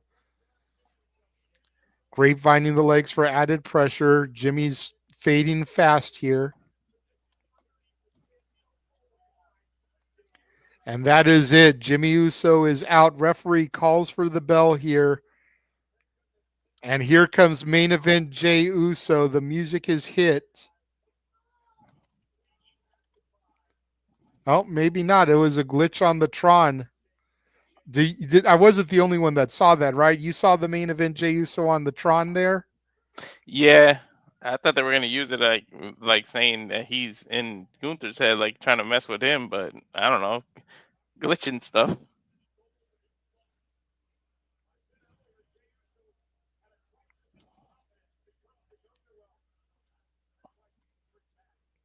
Oh, here we go. Gunther was about to leave. Now he's coming back into the ring. Little bit more brutality. Back into that sleeper hold. Legs grapevined again on Jimmyy Uso. And now here comes Jey Uso. Now they're playing the Tron and the music. Main event Jey making a beeline for the ring.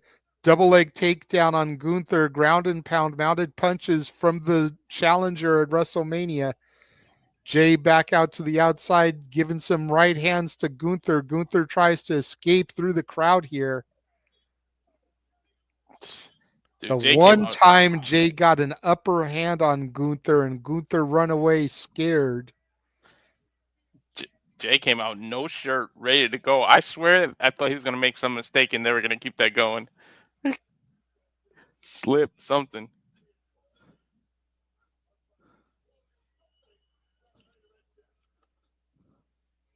Jey over there tending on his big brother. And we go to commercial. Fuck television. I'm going to go get my coffee. Why don't we run our watch along trailer one more again while we do that? Okay. And now for a taste of things to come.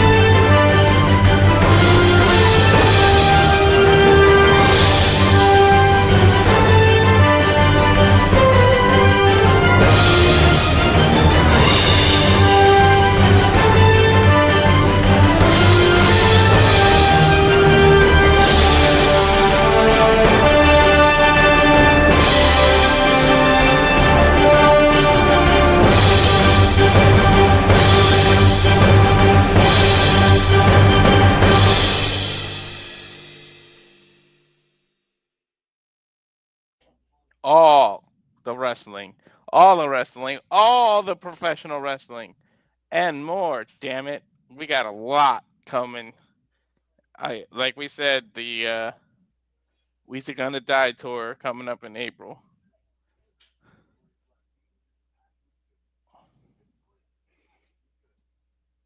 Hey Charles, what's up?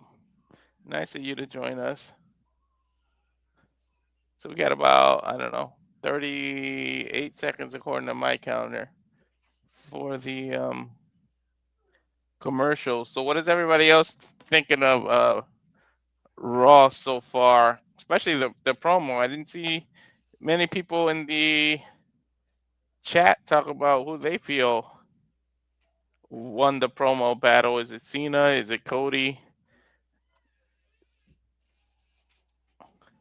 Like I didn't see many people give their comments about that.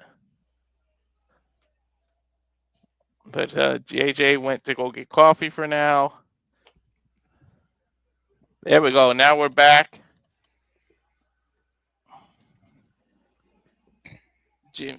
Gunther's back, attacking Jay now. Bro, you might have spoke a little too soon, because look what they're doing now. Mm-hmm.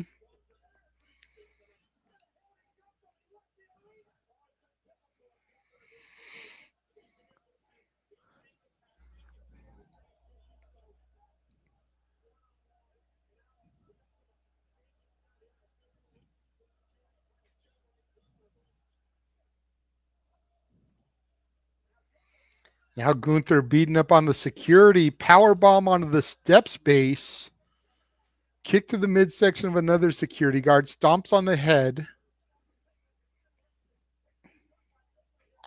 throwing Jay into the ring post.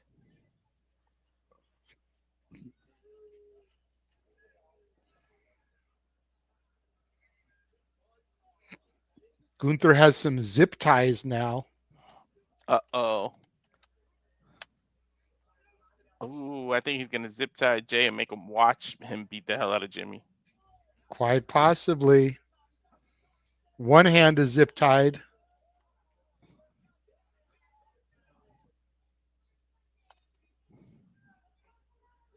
There we go, bro. You might got your wish there. You spoke too soon, Ness. And now zip tying him to the ring rope. Jey Uso defenseless here. The problem is that zip ties, while they are tough, they can be broken. It's not like a pair of handcuffs. And now Gunther right back over to Jimmyy Uso. Irish whips Big Jim into the barricade. And this is everything we were basically thinking it was going to be. Mm-hmm. You can see Gunther going back to Jay, boot to the midsection of Jay, grabs the title belt. Gunther into the ring now.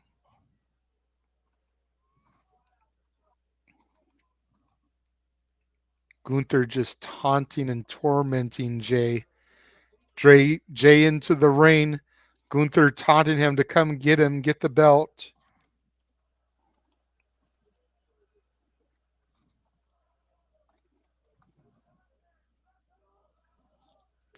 Jay trying to break the zip ties. Gunther saying, you're not strong enough. You're not tough enough. You're no tough guy. Wow, he's really taunting him. Showing the title. Big Jim back up to his feet. Belt to the head of Jimmyy Uso.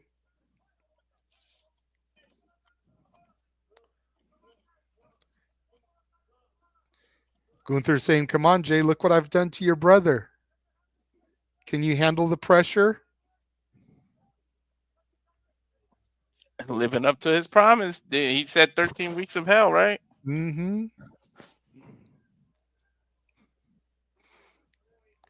There you go, Ness. Don't count your chickens before they hatch. You wrote that, and then look, boom, when they came back from commercial. Jimmy looks like he's bleeding now. Off of that belt shot. Yep, right above the eye. Jason Jordan's on the outside. Some of the referees are on the outside. Gunther's showing the bloody Jimmyy Uso to little brother Jay. And Jay again trying to break the zip ties. Gunther has Jimmy set up. Powerbomb connects to Big Jim. And Jay is just like a caged animal, tied up, chained, going through emotional torture as Gunther now punching Jimmy in the head, drawing even more blood. You know what? This episode of Raw so far has been Triple H giving a big fuck you to the fans that are bitching about the WrestleMania build. Yeah. First, we had the Cena Cody promo cooking. Now we got this cooking. We still got the women's title match. We had the New Day. We had the return of Tyler Bate. This whole episode of Raw has been a big fuck you to everyone that's bitched about the Mania build. Gunther kicking Jay, and now just repeated elbows to the torso of Big Jim, locking him in that sleeper again. The same move that he passed out from, allowing Gunther to win the match. But this time, Jimmy is a bloodied and beaten mess, and Jey Uso can't do nothing. Look at all the blood from Jimmy all over Gunther's body. That's a lot of blood. Here comes Davari now out to help. Another ring agent. More security getting involved. Petey Williams is out there now as well. Adam Pearce. Gregory Helms, the Hurricane. Jamie Noble. And Gunther just standing tall in the ring. Jimmy Uso's blood all over his torso. Belt in the air. And Jay still tied up with the zip ties, can't do a goddamn thing about it. Look at Michael Cole. Michael Cole standing there. McAfee and Barrett with shock and disgust on their face. I don't know if it's because he's wearing red, but yeah, that blood looks bad on Jimmy. Like, I think it's like bringing it out more because he's wearing red too. But holy shit, that's like Ric Flair shades of bleeding. Mm-hmm.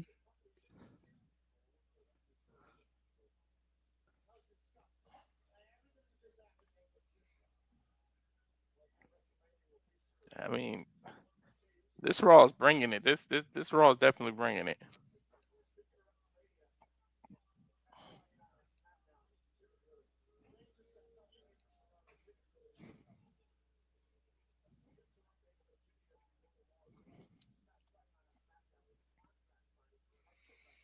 Now to try to bring everything down, we're going back to look at the contract signing from SmackDown. Mm-hmm.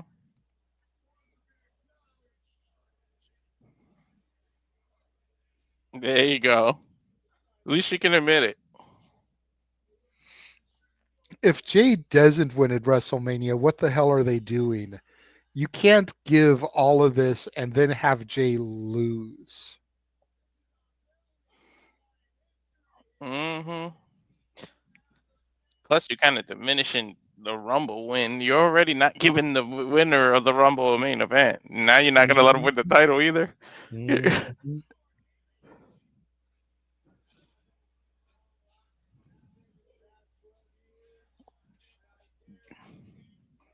Look at that history.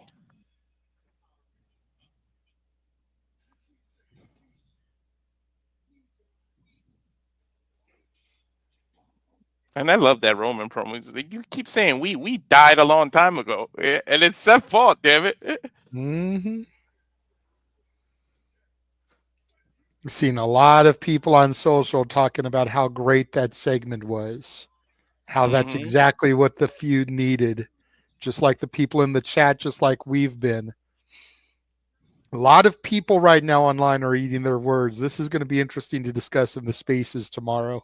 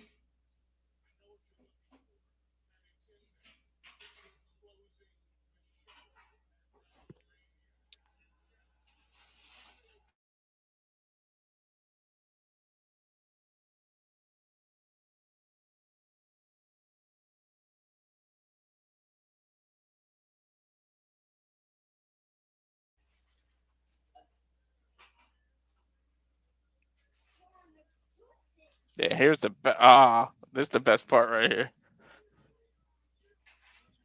Wipe those tears out of your eyes.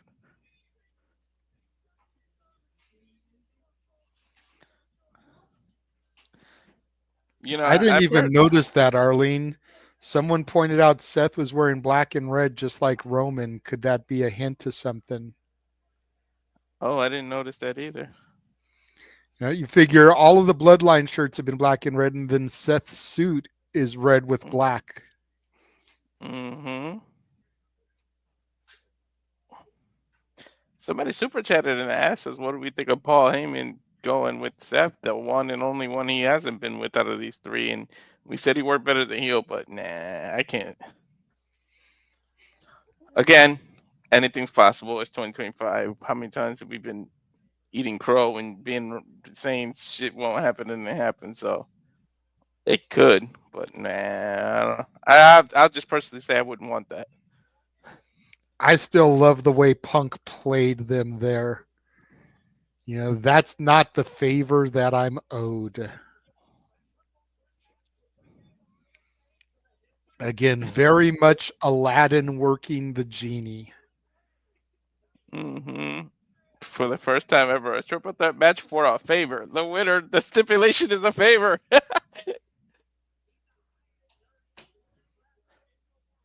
I wonder how long they're gonna hold that the favor. Like eventually, you got to pull the trigger. You can't just keep. Mm-hmm. Travis Scott's song Fiend is one of the official themes for WrestleMania. We also have a song from The Weeknd that's a theme for WrestleMania, which Weeknd's been doing themes for WrestleMania seems like forever. Right.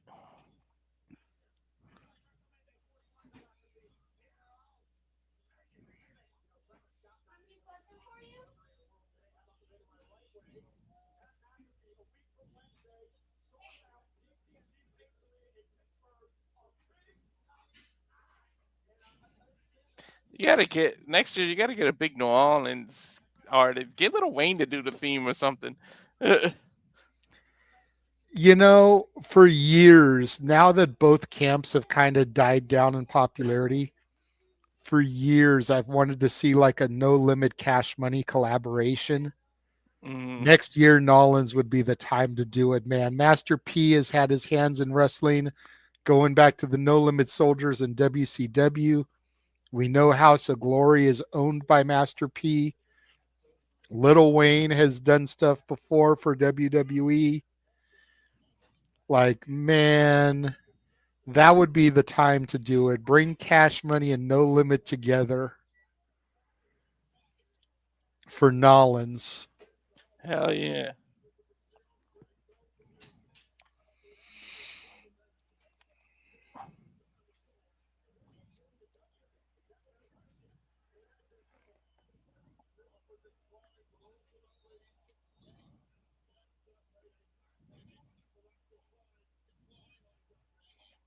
Now we're going into a video package of what happened last Monday with Judgment Day. Mm-hmm. Which why would you Setting up even the ask tag Penta? team match.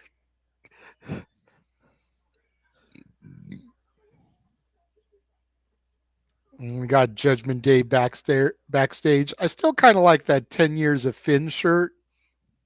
I like that Dom is wearing a Finn shirt, kind of kissing Balor's ass a little bit, trying to patch things over within the Judgment Day. Little bit of Mm-hmm. dissension been going on for a minute between Dom and Finn as Dom's been wanting a new member and Finn has been very much opposed to it.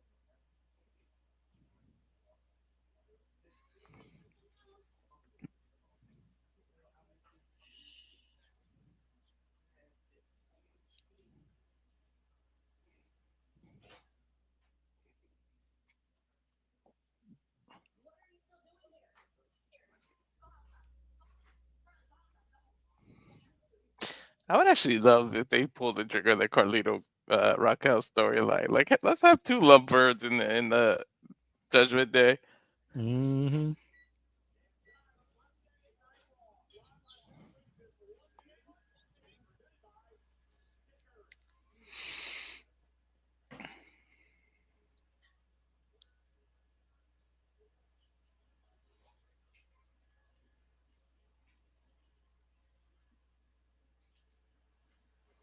And it's time for our tag team match here.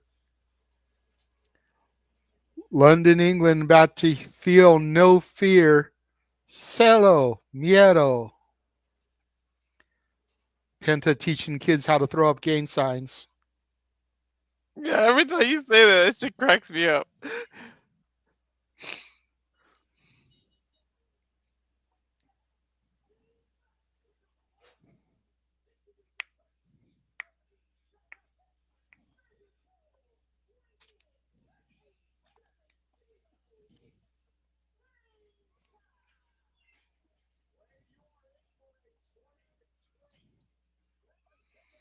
Just saying, man, even the chat's here with me. Gang Mm-hmm. signs everywhere. JJ's not wrong. Goddamn, JJ. Mm-hmm. Hey, but it all started with Matt Hardy throwing up the V1. Which is actually one where I'm from. It really is one. It literally Same out is here. one.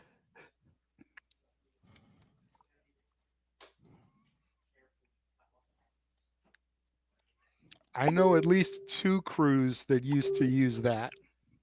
Mm-hmm.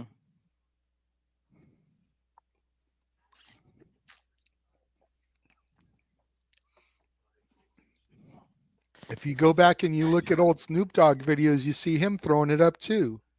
Mm-hmm.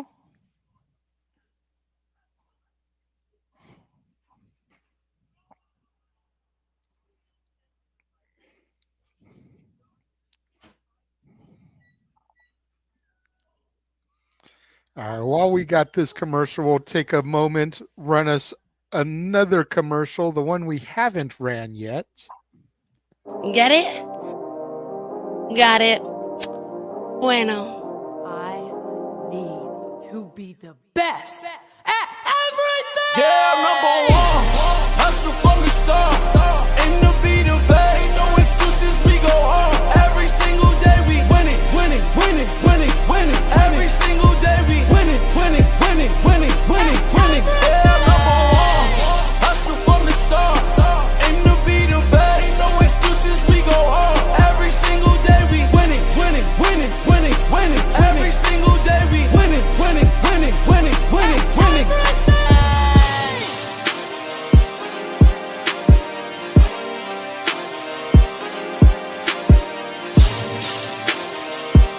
Get it?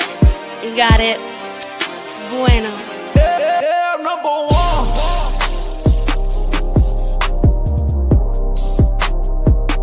Yeah, number one.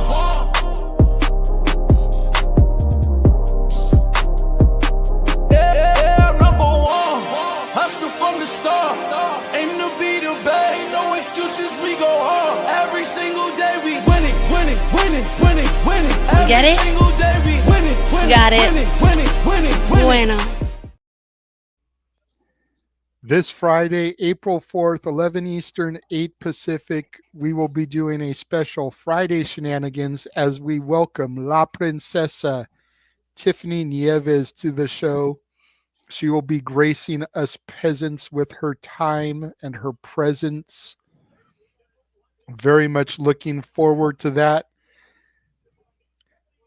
Your wife had to chime in here in the chats. JJ's mamacita. Walter had to give him one, I guess. And Walter, you better not get any more. Damn. Mhm. Yes, she's definitely my mamacita here.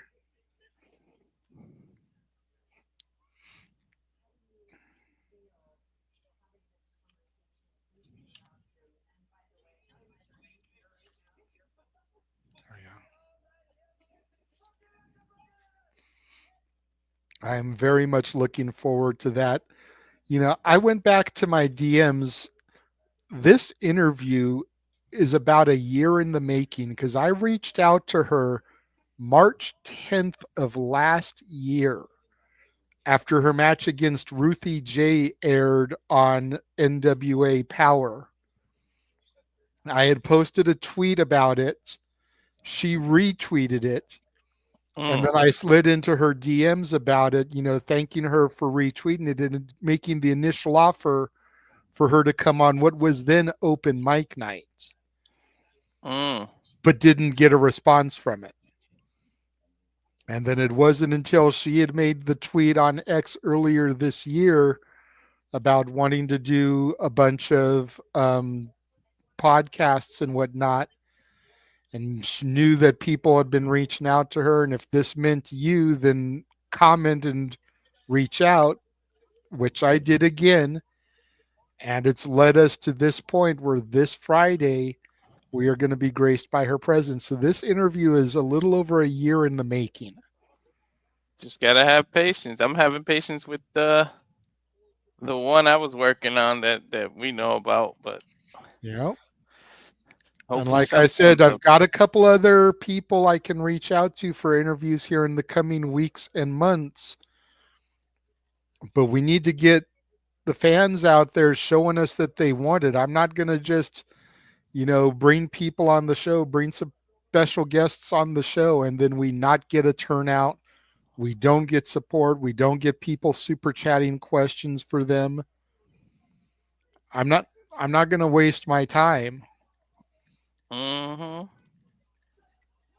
People got to remember that sometimes these people do request appearance fees to come on the show. So with what we have to put out to get them, we kind of would like to make back in super chats. So advertising Backlash in St. Louis, Saturday, May 10th, showing Cena and Orton on the graphic. You got to figure that's going to be the matchup. Like, Cena hasn't even won the belt yet, but you got to figure that's going to be the match because Randy is from St. Louis, Missouri. Mm-hmm. And he warned Cody that even if it's Cody, he's coming after it. I mean, not warned, but he told him straight up, and I'm not going to go behind and kick you in the balls. I'm going to do it to your face. Yep.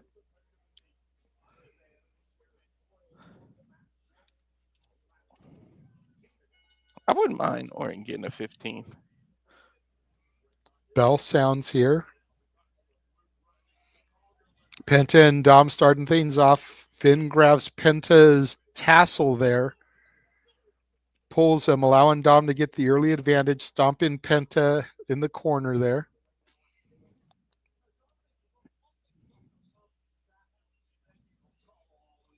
Irish whip from Dom sends Penta in the ropes. Penta ducks the clothesline.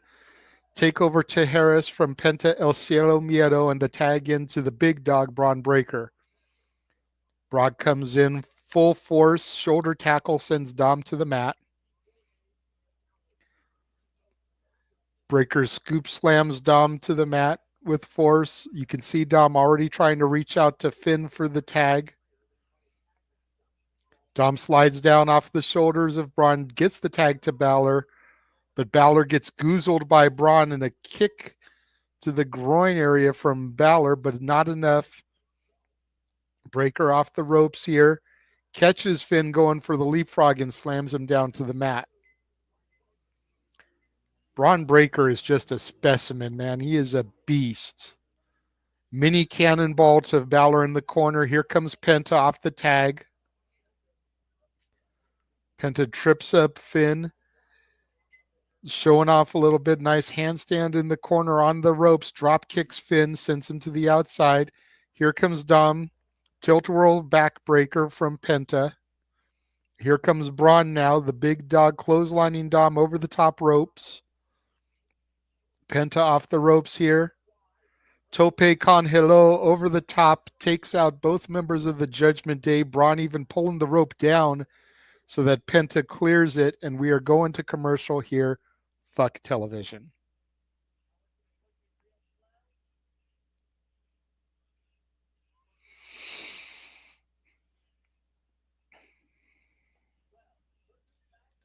Commercial here for Everybody's Live with John Mulaney, a Netflix program.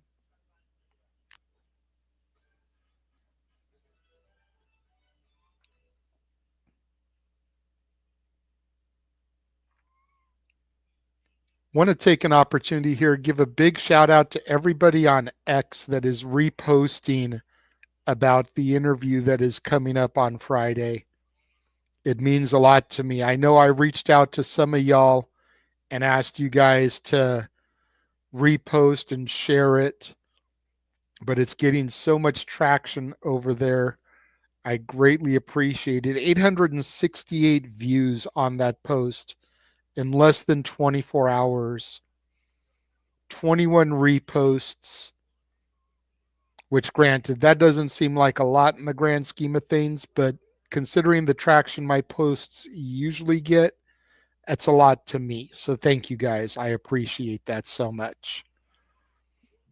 Oh yeah, and I bowed. Any of you guys here that are watching right now that follow me on X at Casa D18 Studio, please go find the post about La Princesa Tiffany Nieves, repost it, share it to your followers.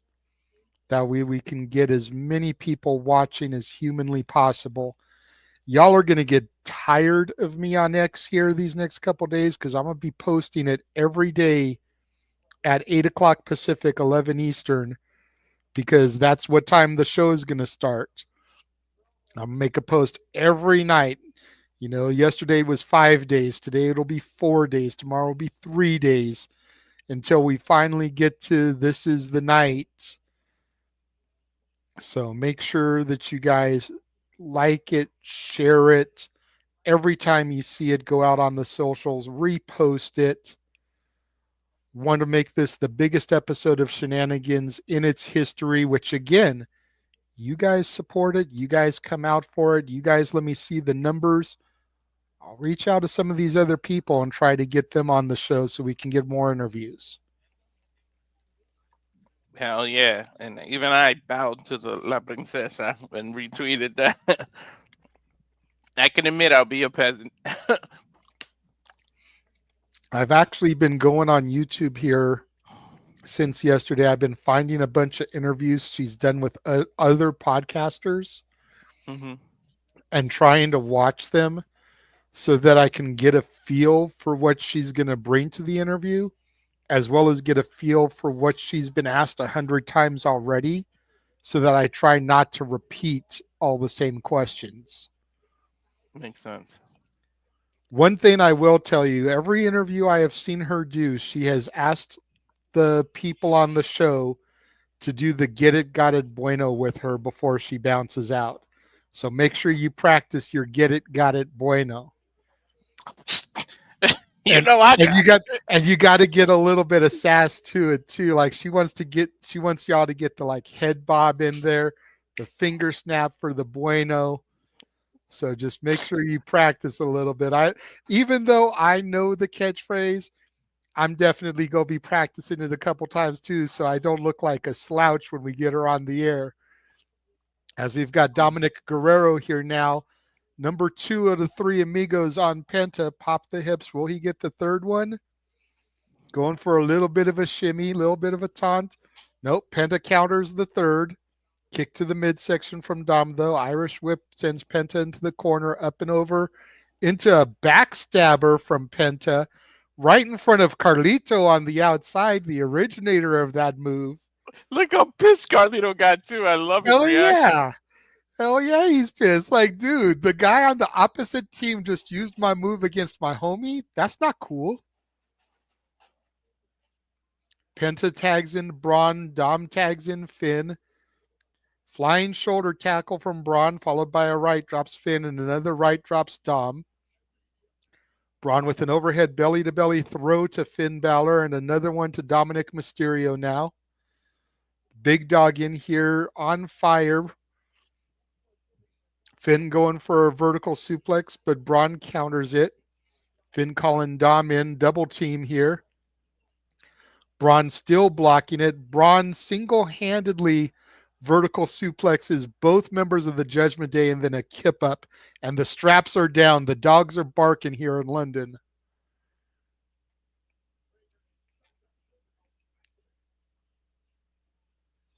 Bron with Finn up on the shoulders. Rake to the eyes allows Balor to get off the shoulders. Balor off the ropes. And Bron now, he's hitting the ropes, getting that speed. Jumping clothesline, drops Balor. Didn't go for the spear, which surprised me. Usually when he gets that head of speed, he goes for the spear. Tag to Penta. Sets Balor up on his shoulders. Penta going top rope blockbuster or sling blade, actually. The way he spun it there, that's Balor's move. Gets a 2 count. Dom kicks out. Dom breaks the pinfall up. Breaker sending Mysterio to the outside. That was a nice double team sling blade there.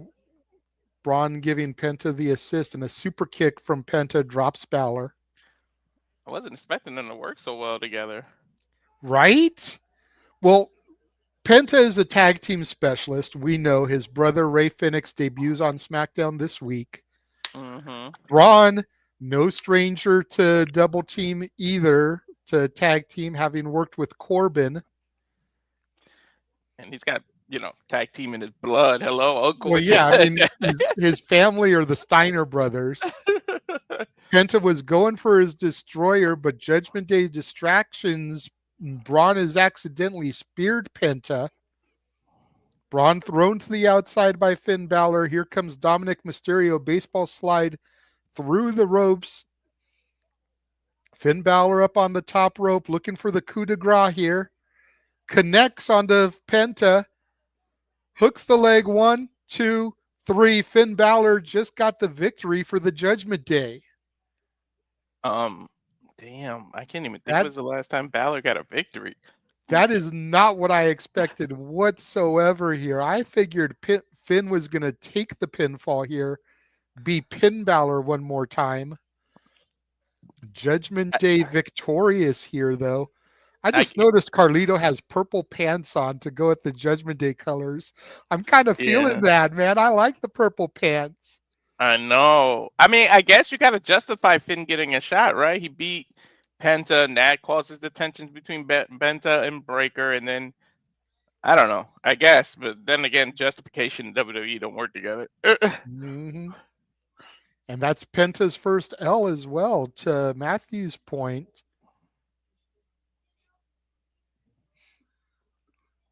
Chad Gable backstage with Adam Pearce, presenting another doctor's note saying that he is not fit to wrestle.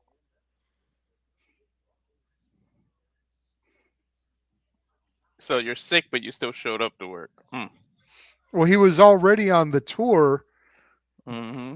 Costs more to send him home early than it does to have him take the regularly scheduled flight. So may as well keep him on TV. I like how the papers actually filled out, because he just turned his hand and you can see it's actually filled out. Good nuance in case the camera caught it. It's like a blank piece of paper.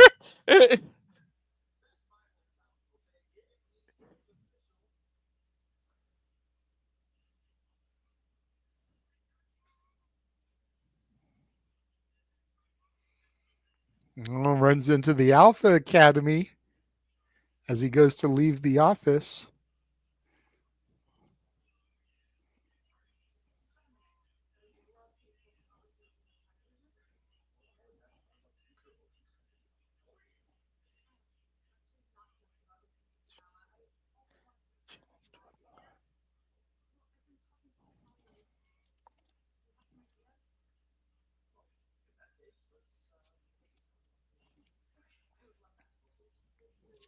Maxine wants to talk to Pierce about some tag team opportunities. Pierce is always willing to discuss opportunities for Otis and Tozawa. Maxine says, not just them. I've been talking to Natalya and have some ideas. So it looks like we may be getting Maxine Dupree and Natalya as a tag team here in the not so distant future. Way to put Natalya's name out there when she's about to get into Bloodsport. Mm-hmm. Still to come tonight, the Women's World Title match. Rhea Ripley challenging Io Sky. Bianca Belair, the special guest referee.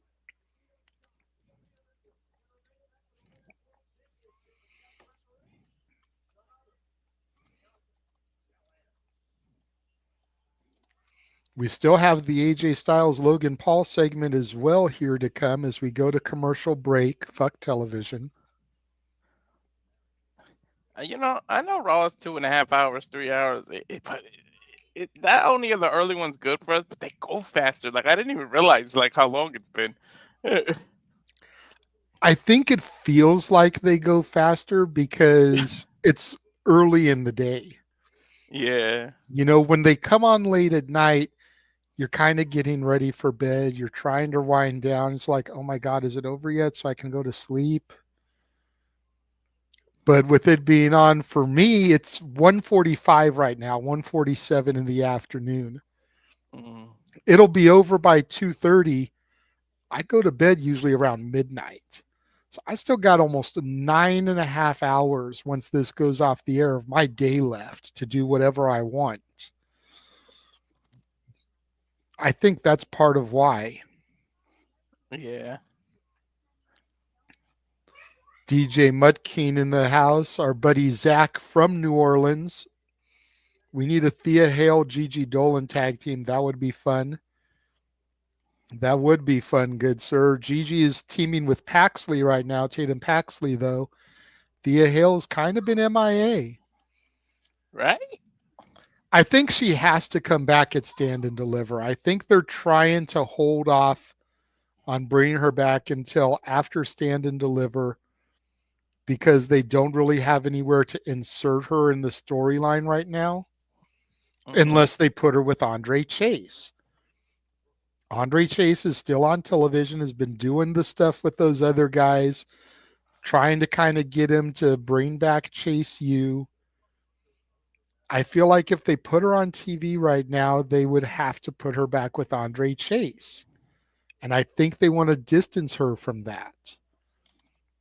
So have it either be her make a return at Stand and Deliver or the NXT after Stand and Deliver.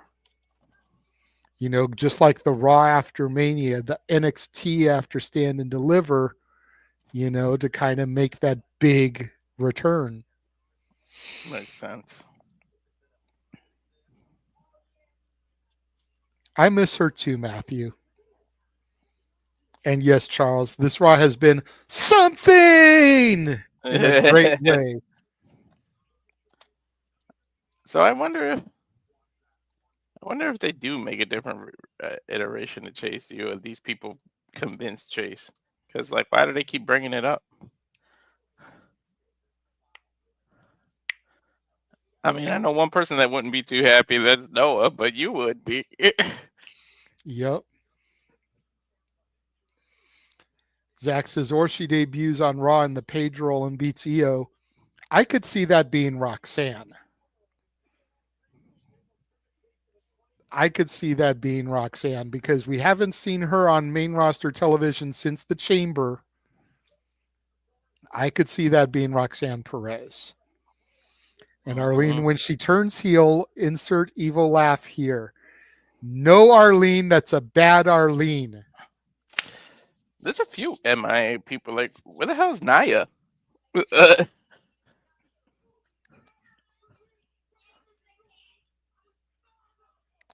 Penta is confronting Bron backstage, asking what happened with him. Jamie Noble and Petey Williams trying to keep him separated.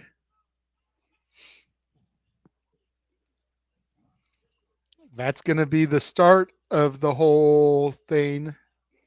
Mm-hmm. Now, AJ Styles is in the ring.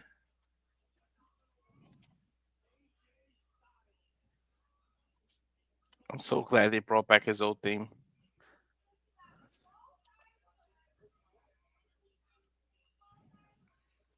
I thought it was going to be AJ calling out Logan Paul, but the graphic earlier tonight said Logan Paul calls out AJ Styles. AJ Styles is in the ring with the microphone. Logan Paul nowhere to be seen. Yeah. Logan already called him on social media, so he called him out like 2 weeks ago, 3 weeks ago. Uh-huh.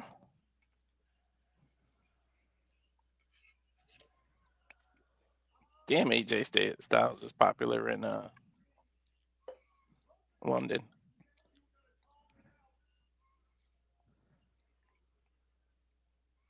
Well, he addressed it. He said, "You said you were going to call me out." If you got something to say to my face, come out here and say it right now.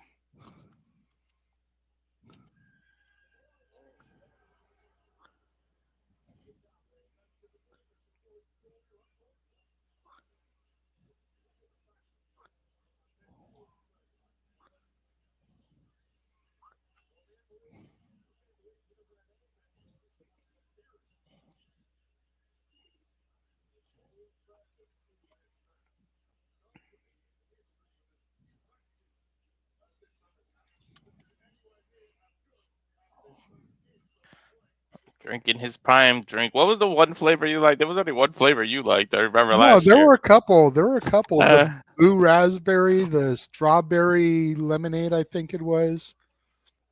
There's a couple different flavors that I had that I really enjoyed.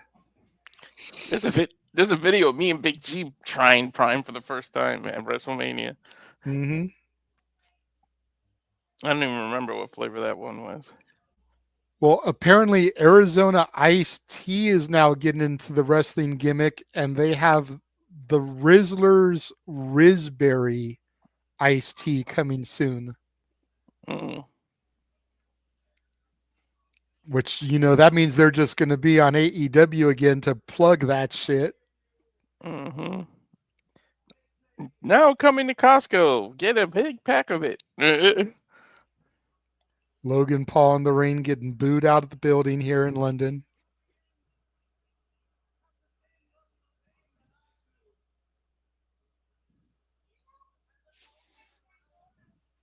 Calling himself a global phenomenon. Loved by everybody as he's getting booed. Delusional.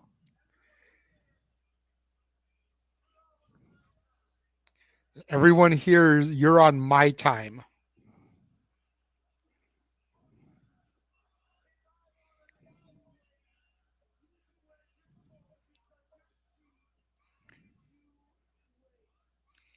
If I want to make you wait, you do as you're told because you're sheep and you wait. Mm.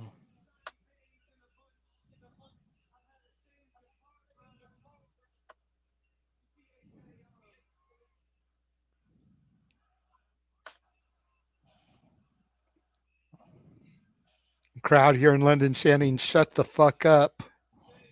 This time they are censoring the crowd.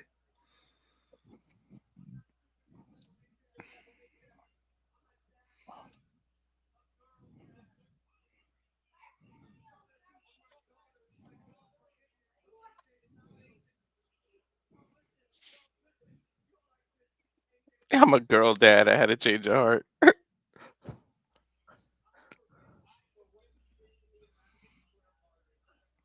I forgive you for what you did to me at Madison Square Garden.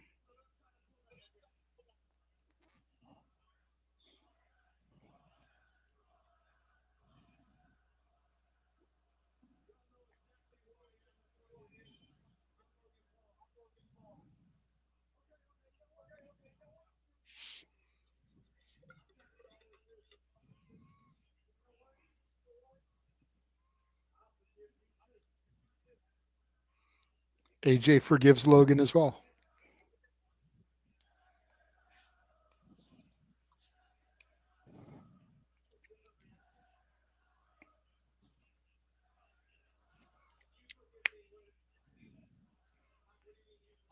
Logan wants to know what he means by "you forgive me."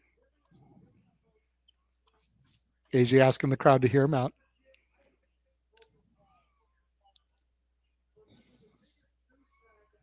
I forgive you for being the biggest douchebag to ever step foot in a WWE ring. I like when you were gonna say by accident. That's a cool word.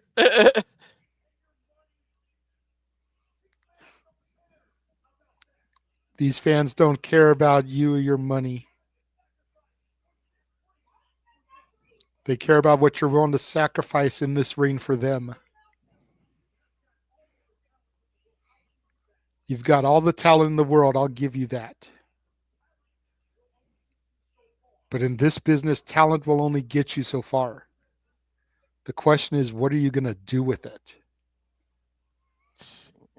That's a 20+ vet talking to you. Yeah, you better listen, Logan.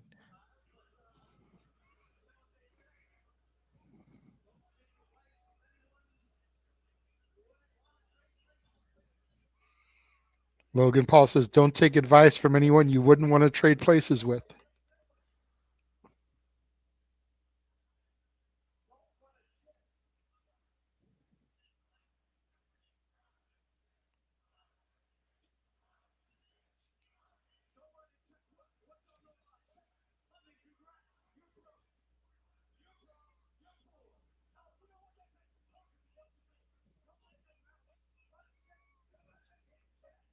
Don't write a check that your ass can't catch. Logan saying, is that a threat?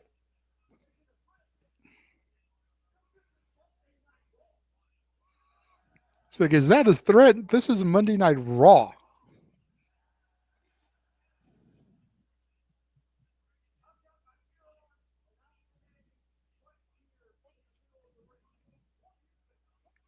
AJ's like, I got my gear on and I'm standing in the middle of this ring. What do you think? Logan says, I'm done talking. Logan Paul does not fight for free. You guys cannot afford me.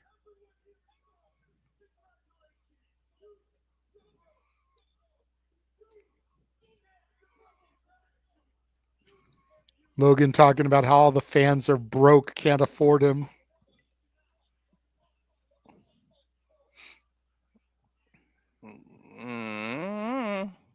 They afforded these crazy ass ticket prices to be here. Yeah, but WrestleMania ticket prices are more expensive. Mm-hmm.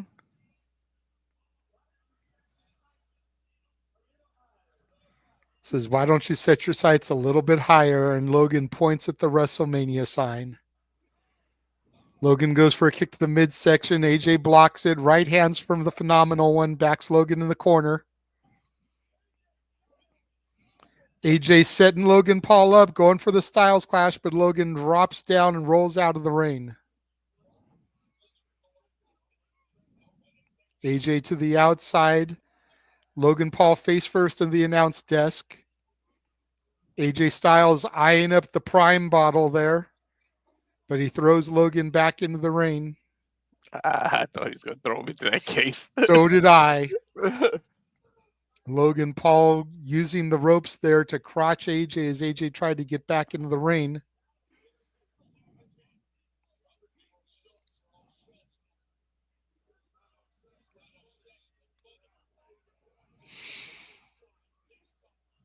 Logan Paul sending AJ up and over. Nice maneuver there by Logan Paul.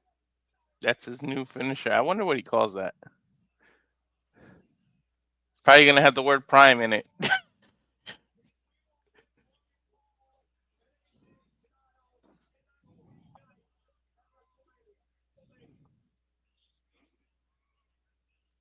I'm going to come up with some creative name, but it'll give them gold, so I don't want to do it as we take another look at it.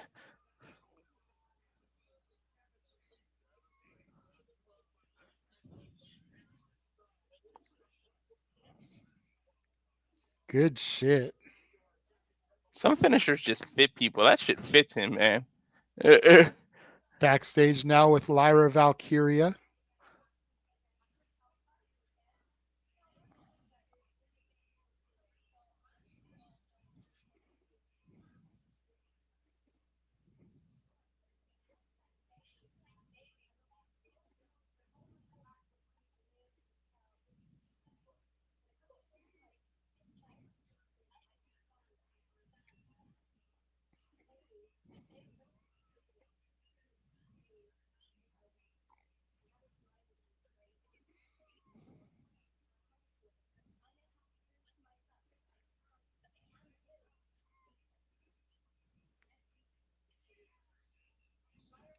Next week on Raw, Lyra versus Bayley for the Intercontinental Championship.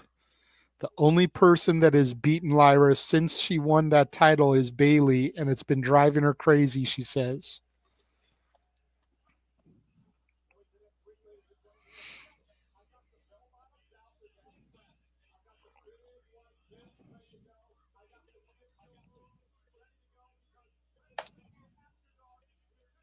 WrestleMania After Dark parties at the Live nightclub in Vegas. You got to figure Liv Morgan is going to be a big part of that. I mean, shit, she can say the nightclub is named after her.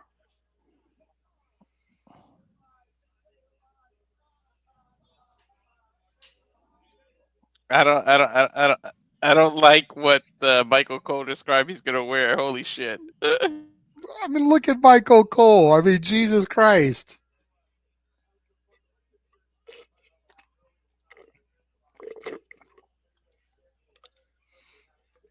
Now we're already going back to what happened earlier tonight with Gunther, Jimmy, and Jey Uso.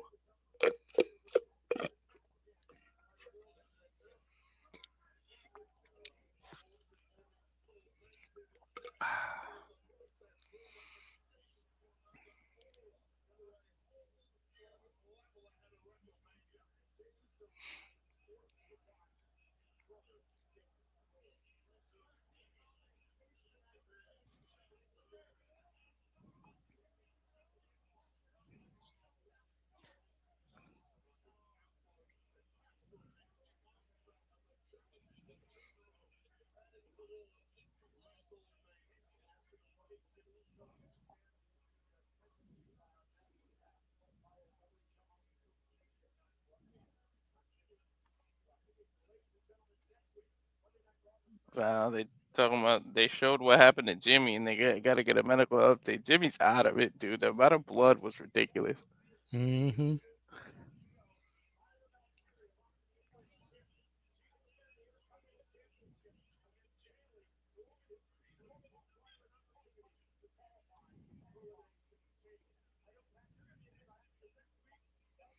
El Grande Americano returns to action next week. Looking forward to that. In America. We've also got Seth freaking Rollins will be on Raw next week.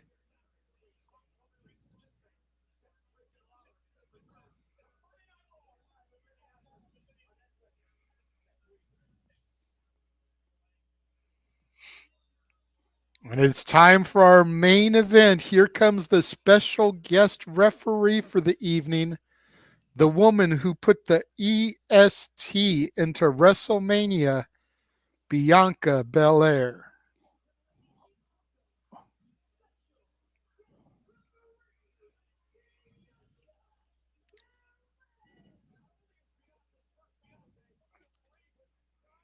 Bianca's got one of those banger songs too. Mm-hmm. But it's not a Def Rebel song. It's a CFO Money song. So. Mm-hmm.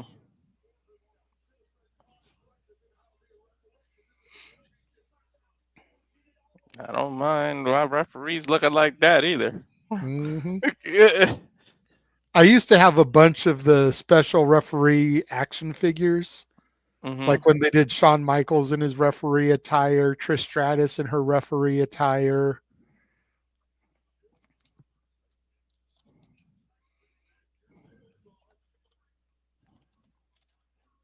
What did I miss? What did we say this time, Lee?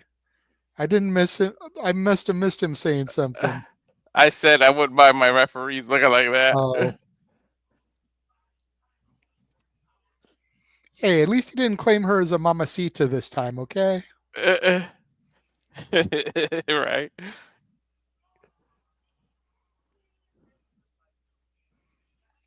She's like, I'm not going to lie. Bianca looks good. I can't deny it.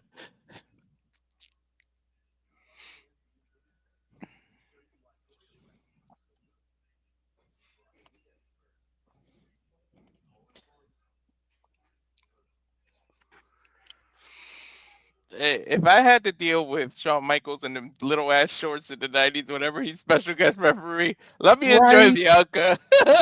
Right.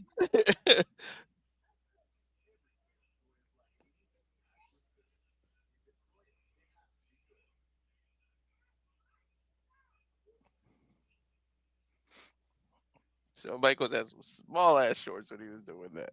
Mm-hmm.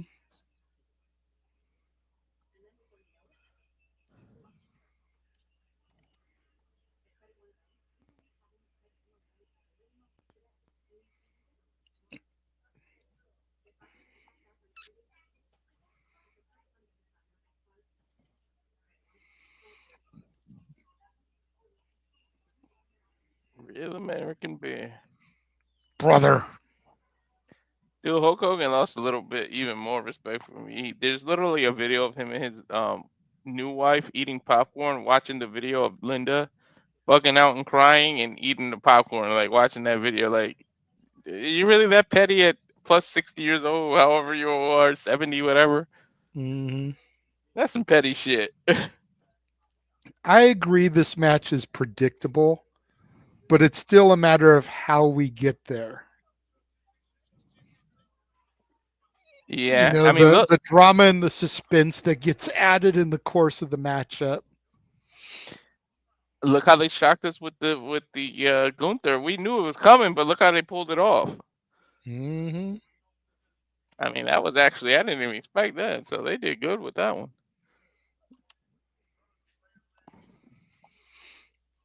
It's not about the destination, it's about the journey.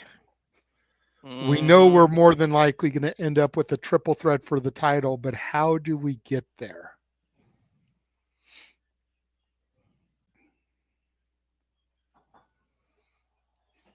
That's true. Very, very true. Getting a little look at Evolve here.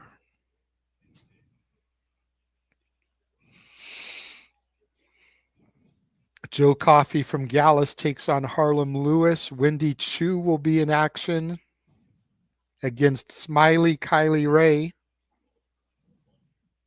And more this Wednesday on Tubi.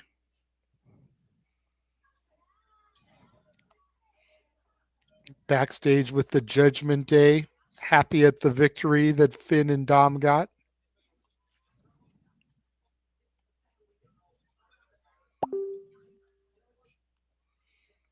Finn pointing out it's the second week in a row he got the better of Bron Breakker. It's WrestleMania season. Mm. He's going to go try and get himself a title match. Ooh, look at the way Liv Morgan's face changed. Mm-hmm.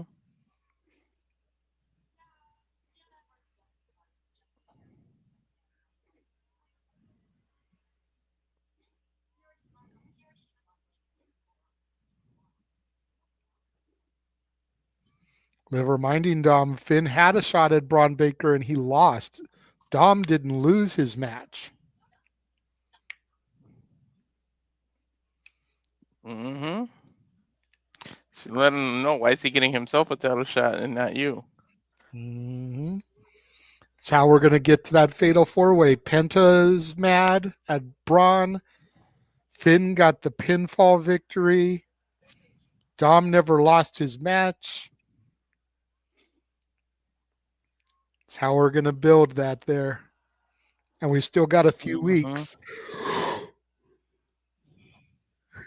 Here comes the challenger for the Women's World Championship.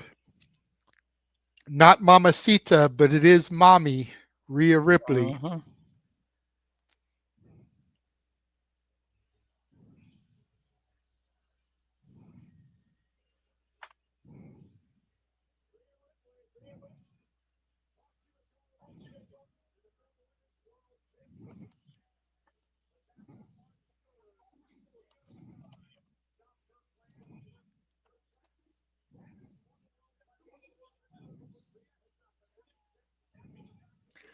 I love how she lip syncs the song as she walks to the ring.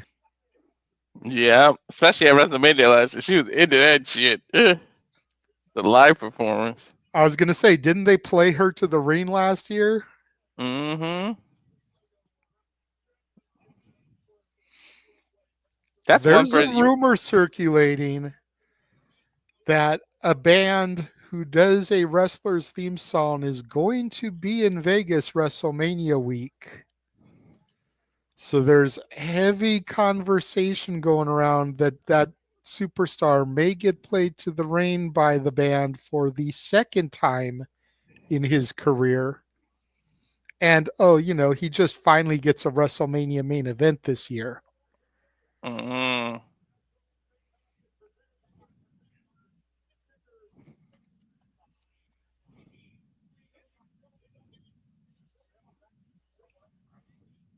You never know.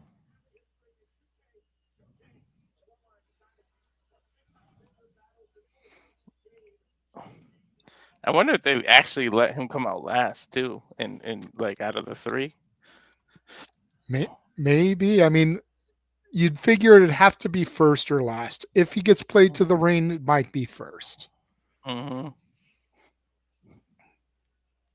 Just because if everyone starts coming out and you see the stuff set up there, you know that about to get played out. But if he comes out first, they can break it down, quickly.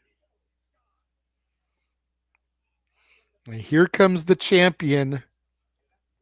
Her first title defense. Io Sky has never lost in a one-on-one match with Rhea Ripley.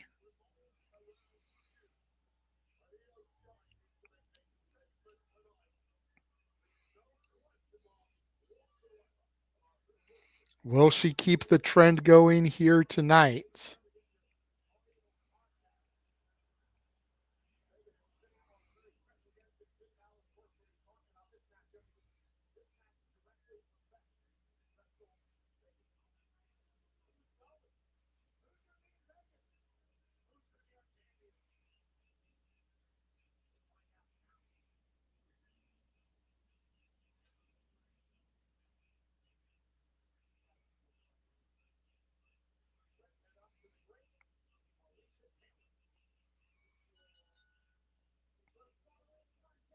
Alicia Taylor with our introductions here tonight.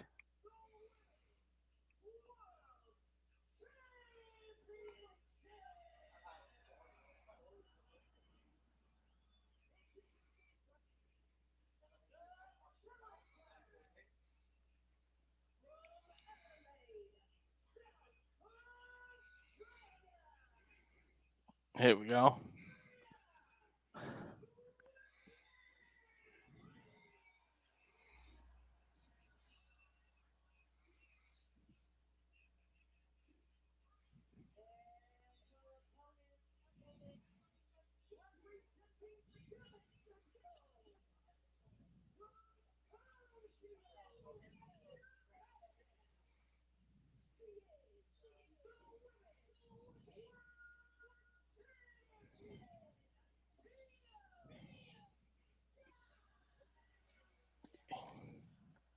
You're getting a big pop.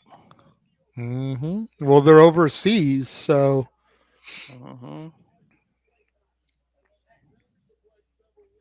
Look at Bianca grabbing the title. Yep, holding it up in the air as the referee is supposed to do.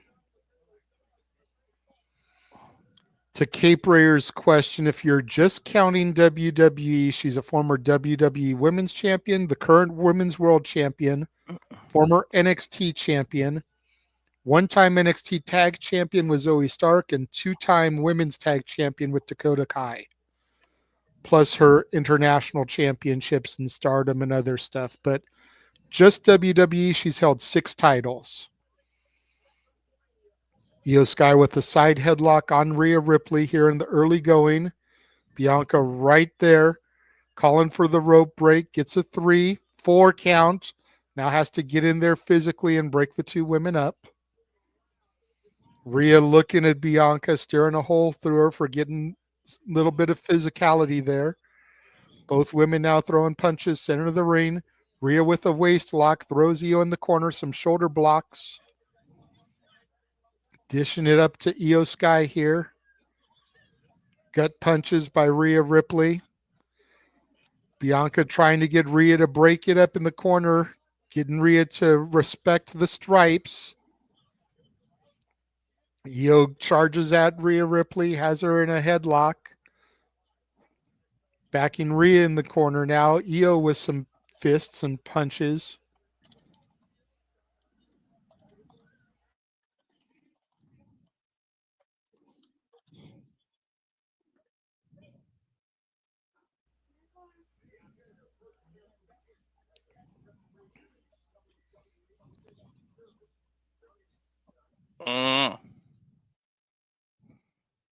Can you imagine if the referees had to start dressing like that?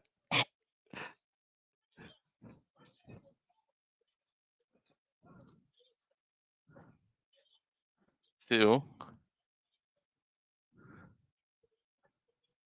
At least if Bianca is doing fair counts to both people at the same pace. We gotta admit that. Yeah, definitely. Clothesline drops Io Sky.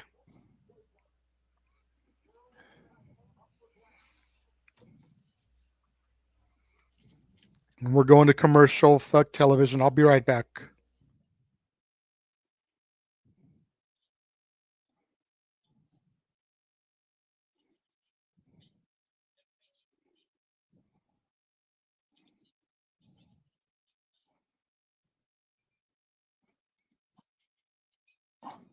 Huh.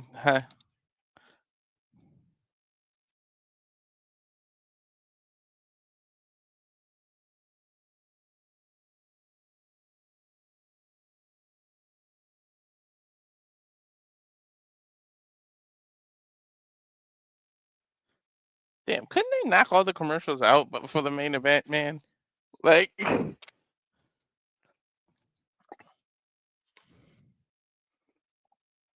don't understand y'all why they could have just made the main event commercial free and then did all the other commercials. Like, could you not interrupt the main event with these damn commercials? Seriously.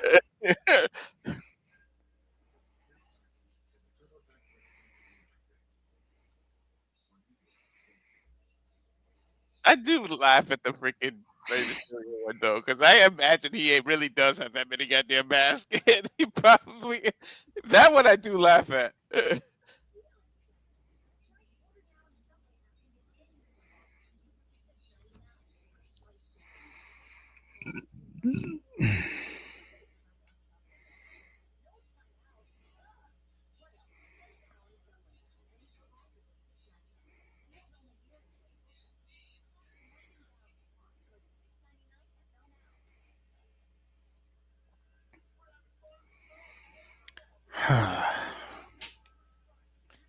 These commercials just suck it out of you, right? You get into the match and then it's just like boom. But for me, at least, as the commentator, it gives me a moment to get my breath because the action moves so quickly. You're Mm-hmm. talking so fast, trying to keep up with everything, end up getting a little tongue tied. So these commercial breaks give you the opportunity to be like, okay. Yeah, that's true. Especially this one where they keep doing pin after pin after pin purposely to make sure Bianca's being fair to both. Like I feel like that's why they're doing that. Mm-hmm.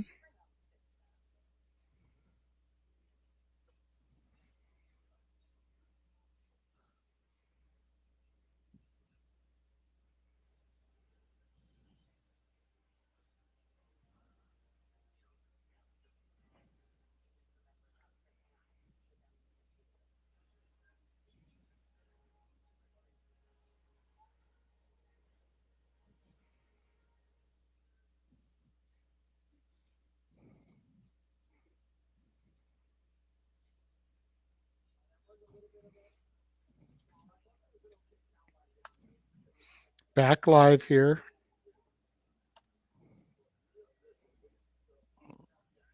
We walked into Rhea complaining about a count, but they did that during the commercial, so how would we know?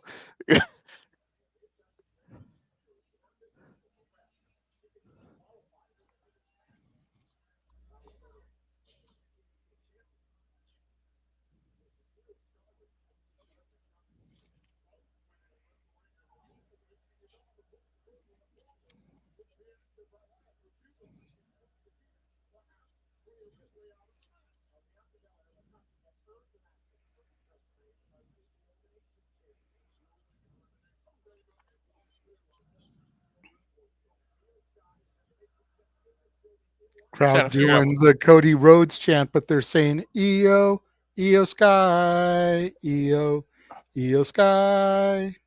Thank you. But I was trying to figure it out. To Matthew's point, EO isn't over. Eh. Nice suicide dive through the ropes from EO Sky, taking Rhea Ripley out on the outside.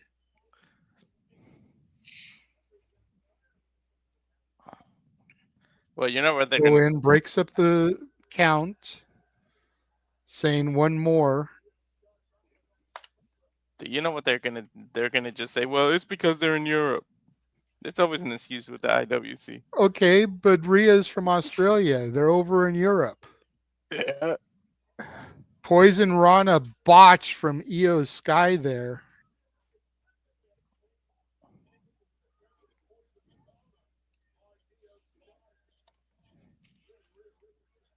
Oh, all right. I like how Wade Barrett actually acknowledged it. Bianca with her count. Both women get back into the ring, breaking the count up.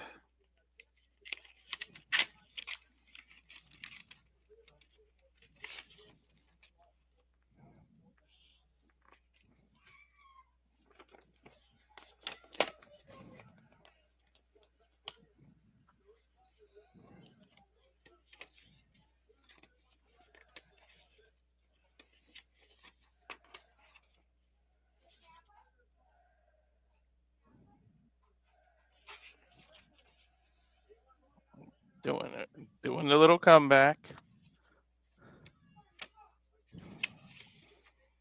He'll swing forward a kick, but misses. Looking for Riptide now, and then she rolls out of it and stomps Ripley right in the stomach. Ah, Yep. dude, I'm having stomach pains already. I didn't need to see that. Now my stomach hurts.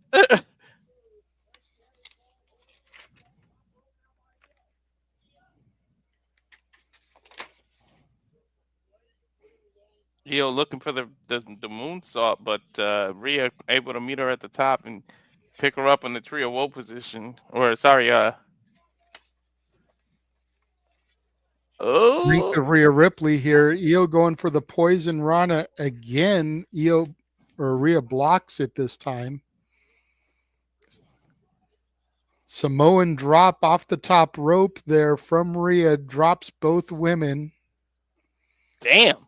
Bianca prone position. Io with the cover. Bianca gets the 2 count here for Io. Bianca definitely out of position, though, was not looking at the shoulders. Mm-hmm. And you would think that Rhea would have been the one to get the pinfall there, but she was not. Io was the one that came out of that the better. Mm-hmm. Rhea got the wind knocked out of her, and she was the one that did that move offensively. And Bianca's got to love it both. Either way, she gets a weakened opponent. Mm-hmm. Io walking over Rhea, going to the top rope here again, looking for that over the moonsault. Rhea to her feet, pushes Io down, grabs Io by the hair. Io hangs Rhea up on the top rope.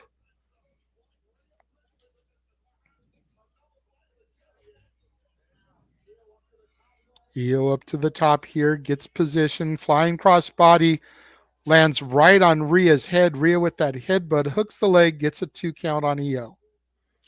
Wow. Look at this again. She comes off with that crossbody, and Rhea perfectly timed with her headbutt. I guess you would Bianca call in it good position for that pinfall attempt. I guess you would call that an Adelaide kiss, right? That's where she's from in Australia. Yeah. At a Glasgow's kiss.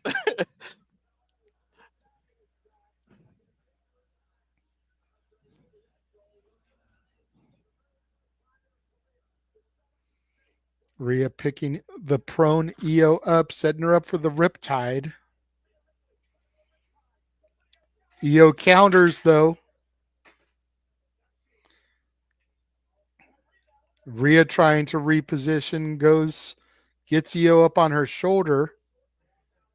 Looking for a splash mountain bomb here. The Razor's Edge, shade of her former partner, Damian Priest, Terror Twin, hooks the leg, gets a 2 count. Io kicks out.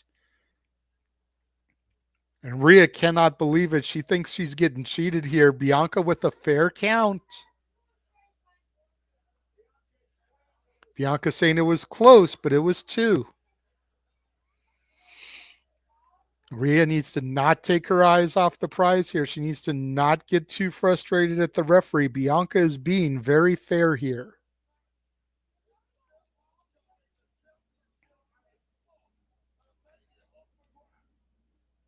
Rhea trying to set Io up for the riptide once again.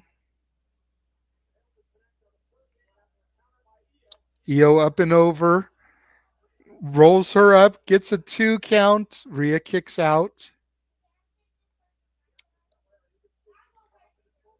Io again going for a pinfall attempt. Rhea counters this time. Standing switch by Io. And another one by Rhea. And another one by Io. Elbow to the back of Io's head. Big boot from Rhea accidentally takes out Bianca Belair. Io rolls her up, but the referee down. Rhea with a kick to the head of Io. Rio sets Io up. Riptide connects. High stack. But Bianca is not in the ring to count because of that boot from Rhea. Rhea up to 11-15.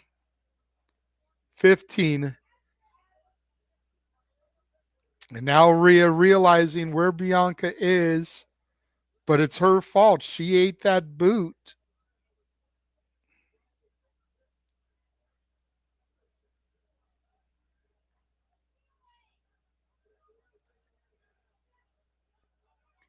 Now Bianca doesn't want to get in there and count because of eating that boot from Rhea. Bianca slides in though. 1, 2, Io kicks out.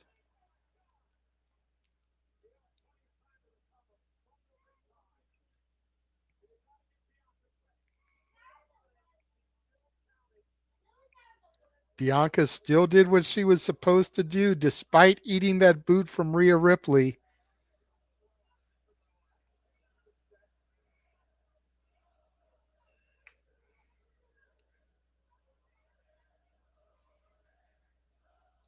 Here we go. The physicality.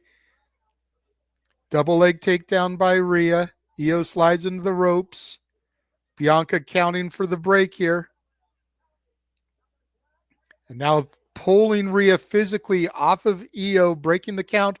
Rhea with an intentional shot that time to Bianca.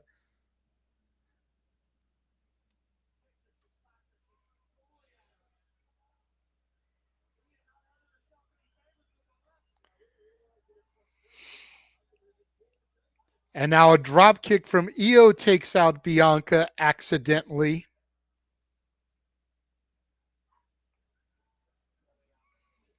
Rhea with a clubbing shot to the back of Io's sky.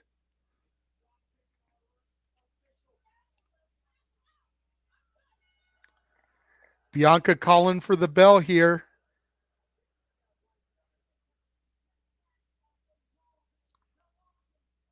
Double disqualification is the official call here.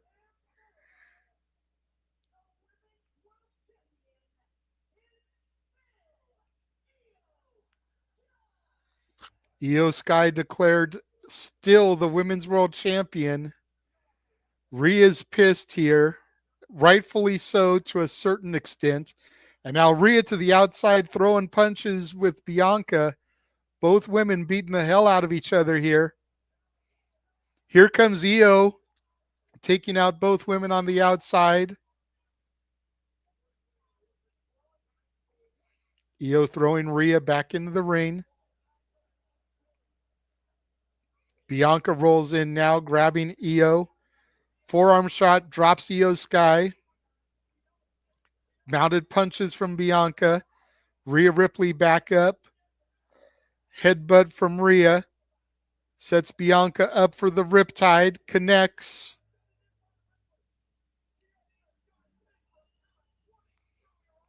Rhea setting Io up one more time. Riptide connects on Io. Rhea Ripley standing tall here in the center of the ring, despite not becoming the Women's World Champion. Wow. We knew something like this was going to happen. Sorry, I had a supervisor call. That's why I went on mute. But yeah. Rhea looking at the WrestleMania sign as she leaves, but she is not the champion. Her path to WrestleMania is still not completely clear. We can speculate all we want, but until Adam Pearce makes it official, Rhea is not on WrestleMania as she grabs Bianca by the braid, drags her to the ring post corner. Ooh, look at Rhea's face. She ain't playing.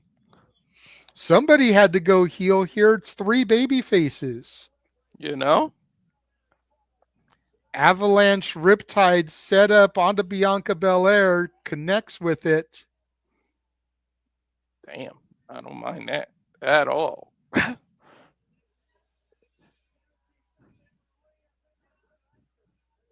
they hiring for cameramen or just writers?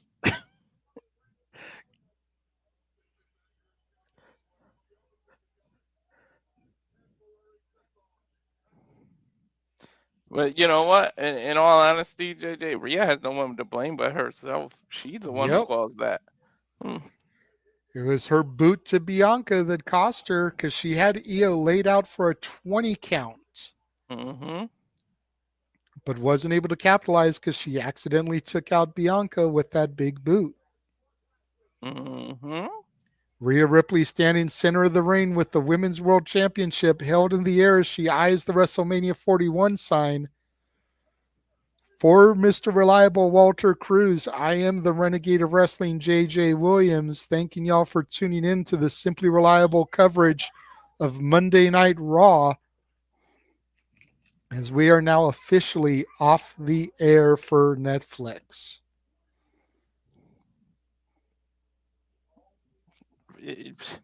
This Raw hit harder than I thought, JJ. That it Not would. me. I was expecting this. I was expecting this because I was patient. Oh, in terms of the Cena thing, I was patient. I knew that was gonna happen, but I'm talking about For everything. everything. See, what you got to figure is usually when the WWE goes overseas, they kind of play it safe. Mm-hmm. They don't do a whole lot of storyline advancement because, at least prior to the Netflix deal, they had to worry about spoilers getting out there. So people didn't really care to tune in because they already knew what happened. So they just kind of went in over there, played it safe, did whatever, came back home and got things cooking with gas again. But with Netflix showing the shows when they are live, so the East and the West Coast get it at a reasonable hour, and with this being the show before they come back stateside, they had to really pour the gas on the flame. And they did that. And I knew they would do that. Not just with Cena, but with Jey and Gunther, with this women's match. Everything kind of played out, you could almost say predictably, to the way I figured it would go. Mm-hmm. But everybody has been bitching about the WrestleMania build and how Raw don't feel like WrestleMania. It doesn't feel like WrestleMania season. Can you say that now, motherfuckers? Mm-hmm. This is exactly what I figured would happen. I was patient. That's why I say that, because I knew this was going to happen. Yeah, I definitely called for people to be patient too. I was like, calm down. They got weeks to build it. I mean, we are running out of time. We're at 19 days, less than 3 weeks away. But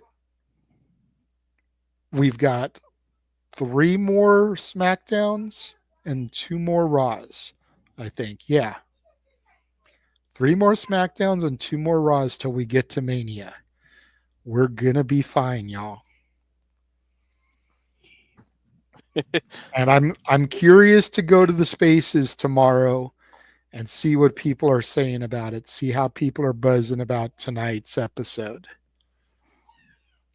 Speaking of spaces, I'm gonna show everyone the schedule of spaces, so you can go ahead and promote it because I know we got one coming. We do. Give me 1 second here. I'm seeing something. All right. So tomorrow and Thursday, over on X, you can find the Tribalism Free Zone, which is the space that I host. Wednesday, Walter hosts the Simple Spaces. Friday and Sunday, it's our buddies at Rock and Ropes hosting spaces. And then Saturday is Wrestling with Tism, hosted by James Hebert and his friends as they wrestle with autism and discuss being a wrestling fan who is autistic and so many other things. It's always a good time in the spaces, hanging out and conversing about professional wrestling and more. Speaking of and more, let's go ahead. We'll hit them with the watch along trailer again. Come back, we'll do a couple plugs, then we'll hit them with the Tiffany Nieves trailer again, and then we can get out of here. So here's everything we're doing watch alongs for that we know about now, starting tomorrow and going through next year. We shall be right back. And now for a taste of things to come.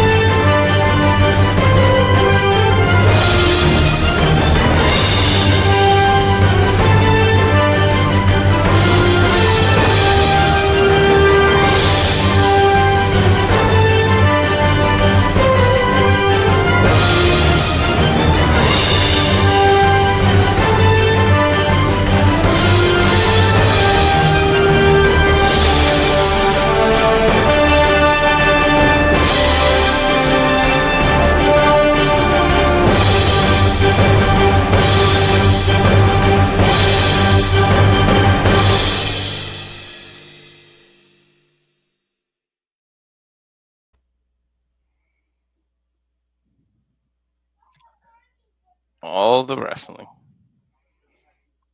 Your wife says that we know about because y'all get that itch and just add stuff. Gotta love it and subscribe. They really work hard. This stuff ain't easy, y'all. It's like another job for them. Please spread the word. Yes. Subscribe to all the channels, but especially Rage of Wrestling over here.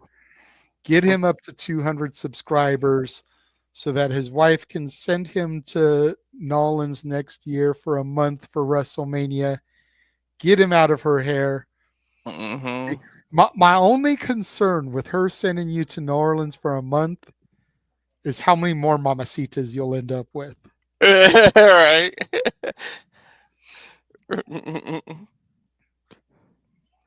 But subscribe to Walter, Rage of Wrestling on YouTube, walter.cruz.940 on Insta, Walter Alex Cruz on X and Blue Sky, and then SRS 1983 for the gaming on Twitch.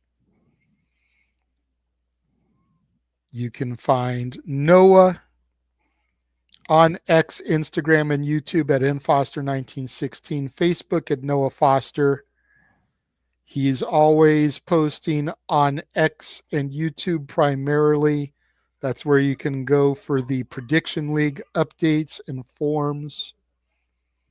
Follow James at X, Instagram, and YouTube at jhebertside95 and on Facebook at James Hebman Hebert. You can find Jeff on Blue Sky, Insta, and X at _Jeff Meacham. YouTube and Facebook at Jeff Meacham. Of course, you can find me on Instagram at the Renegade JJ Williams, X and Blue Sky at ROWJJ Williams, YouTube Casa D18 Studios. The spaces that I do on X are on the Casa X page, which is Casa D18 Studio, no S at the end, singular, not plural. Mainly because once upon a time I had created a Casa D18 Studios X, but then I forgot the login information for that. So I redid it and I just left the S at the off the end there. That's why that one is different. And then, of course, the big thing we've been promoting this Friday. Get it? Got it. Bueno. I need to be the best at everything. Yeah, number one. Hustle from the start. Aim to be the best. No excuses, we go hard. Every single day we winning, winning, winning, winning, winning. Every single day we winning, winning, winning, winning, winning, winning. Yeah, number one. Hustle from the start. Aim to be the best. No excuses, we go hard. Every single day we winning, winning, winning, winning, winning. Every single day we winning, winning, winning, winning, winning, winning.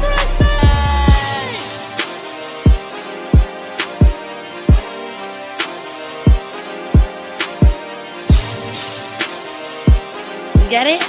You got it. Bueno. Yeah, number one.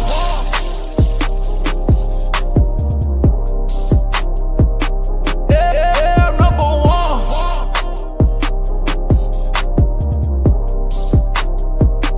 Yeah, number one. Hustle from the start.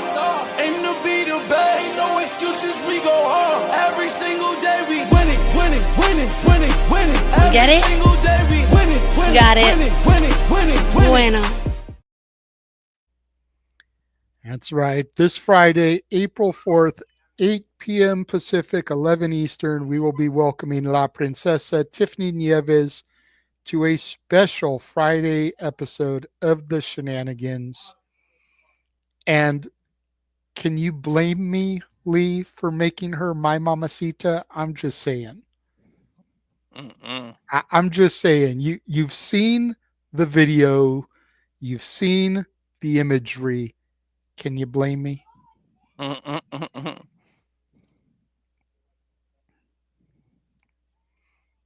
So make sure you guys tune in for that. Again, thank you to everybody on X and Instagram that has been sharing the advertisement for that.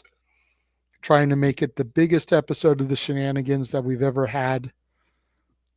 Once Tiffany departs from us that evening, we'll go into normal shenanigans, discuss the wrestling for the week. Thank you. Appreciate that. She's like, I don't blame anyone. These women are beautiful. But go into normal topics, normal shenanigans, because Saturday's shenanigans will probably start a little bit late because of the MLW watch along we're going to be doing. And it's going to be Heaven Mania.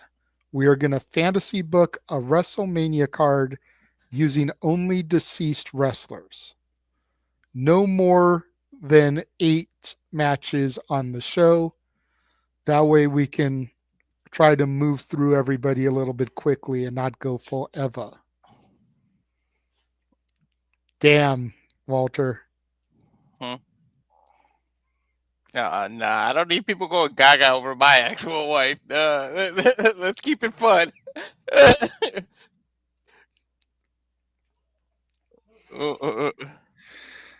So that's going to just about wrap things up for today. Thank you again to everybody who joined and tuned in and watched along with us here as we provided coverage for this WWE Raw from London. Things go back to normal for WWE programming beginning this Friday, as they will be in Chicago, Illinois for SmackDown, and then Minnesota next Monday for Raw. Coming back stateside. Again, 3 SmackDowns and 2 Raws until WrestleMania. Things should definitely start kicking into high gear from here. Patience is a virtue, everybody. Mm-hmm. Make sure you guys tune into the spaces tomorrow. Tomorrow I will be on the No DQ review. Tomorrow we'll also be doing the first of 2 retro watch-alongs for the month as we go back 20 years and watch PWG All-Star Weekend 1, Night 1, and do a live watch-along reaction to that. Link for that video is in the description of the live stream. That way you can go to the YouTube page that we're going to be watching the video from and watch along with us. Make sure that you guys join us and tune in for all of that. Thank you all for watching. We will catch you guys next time.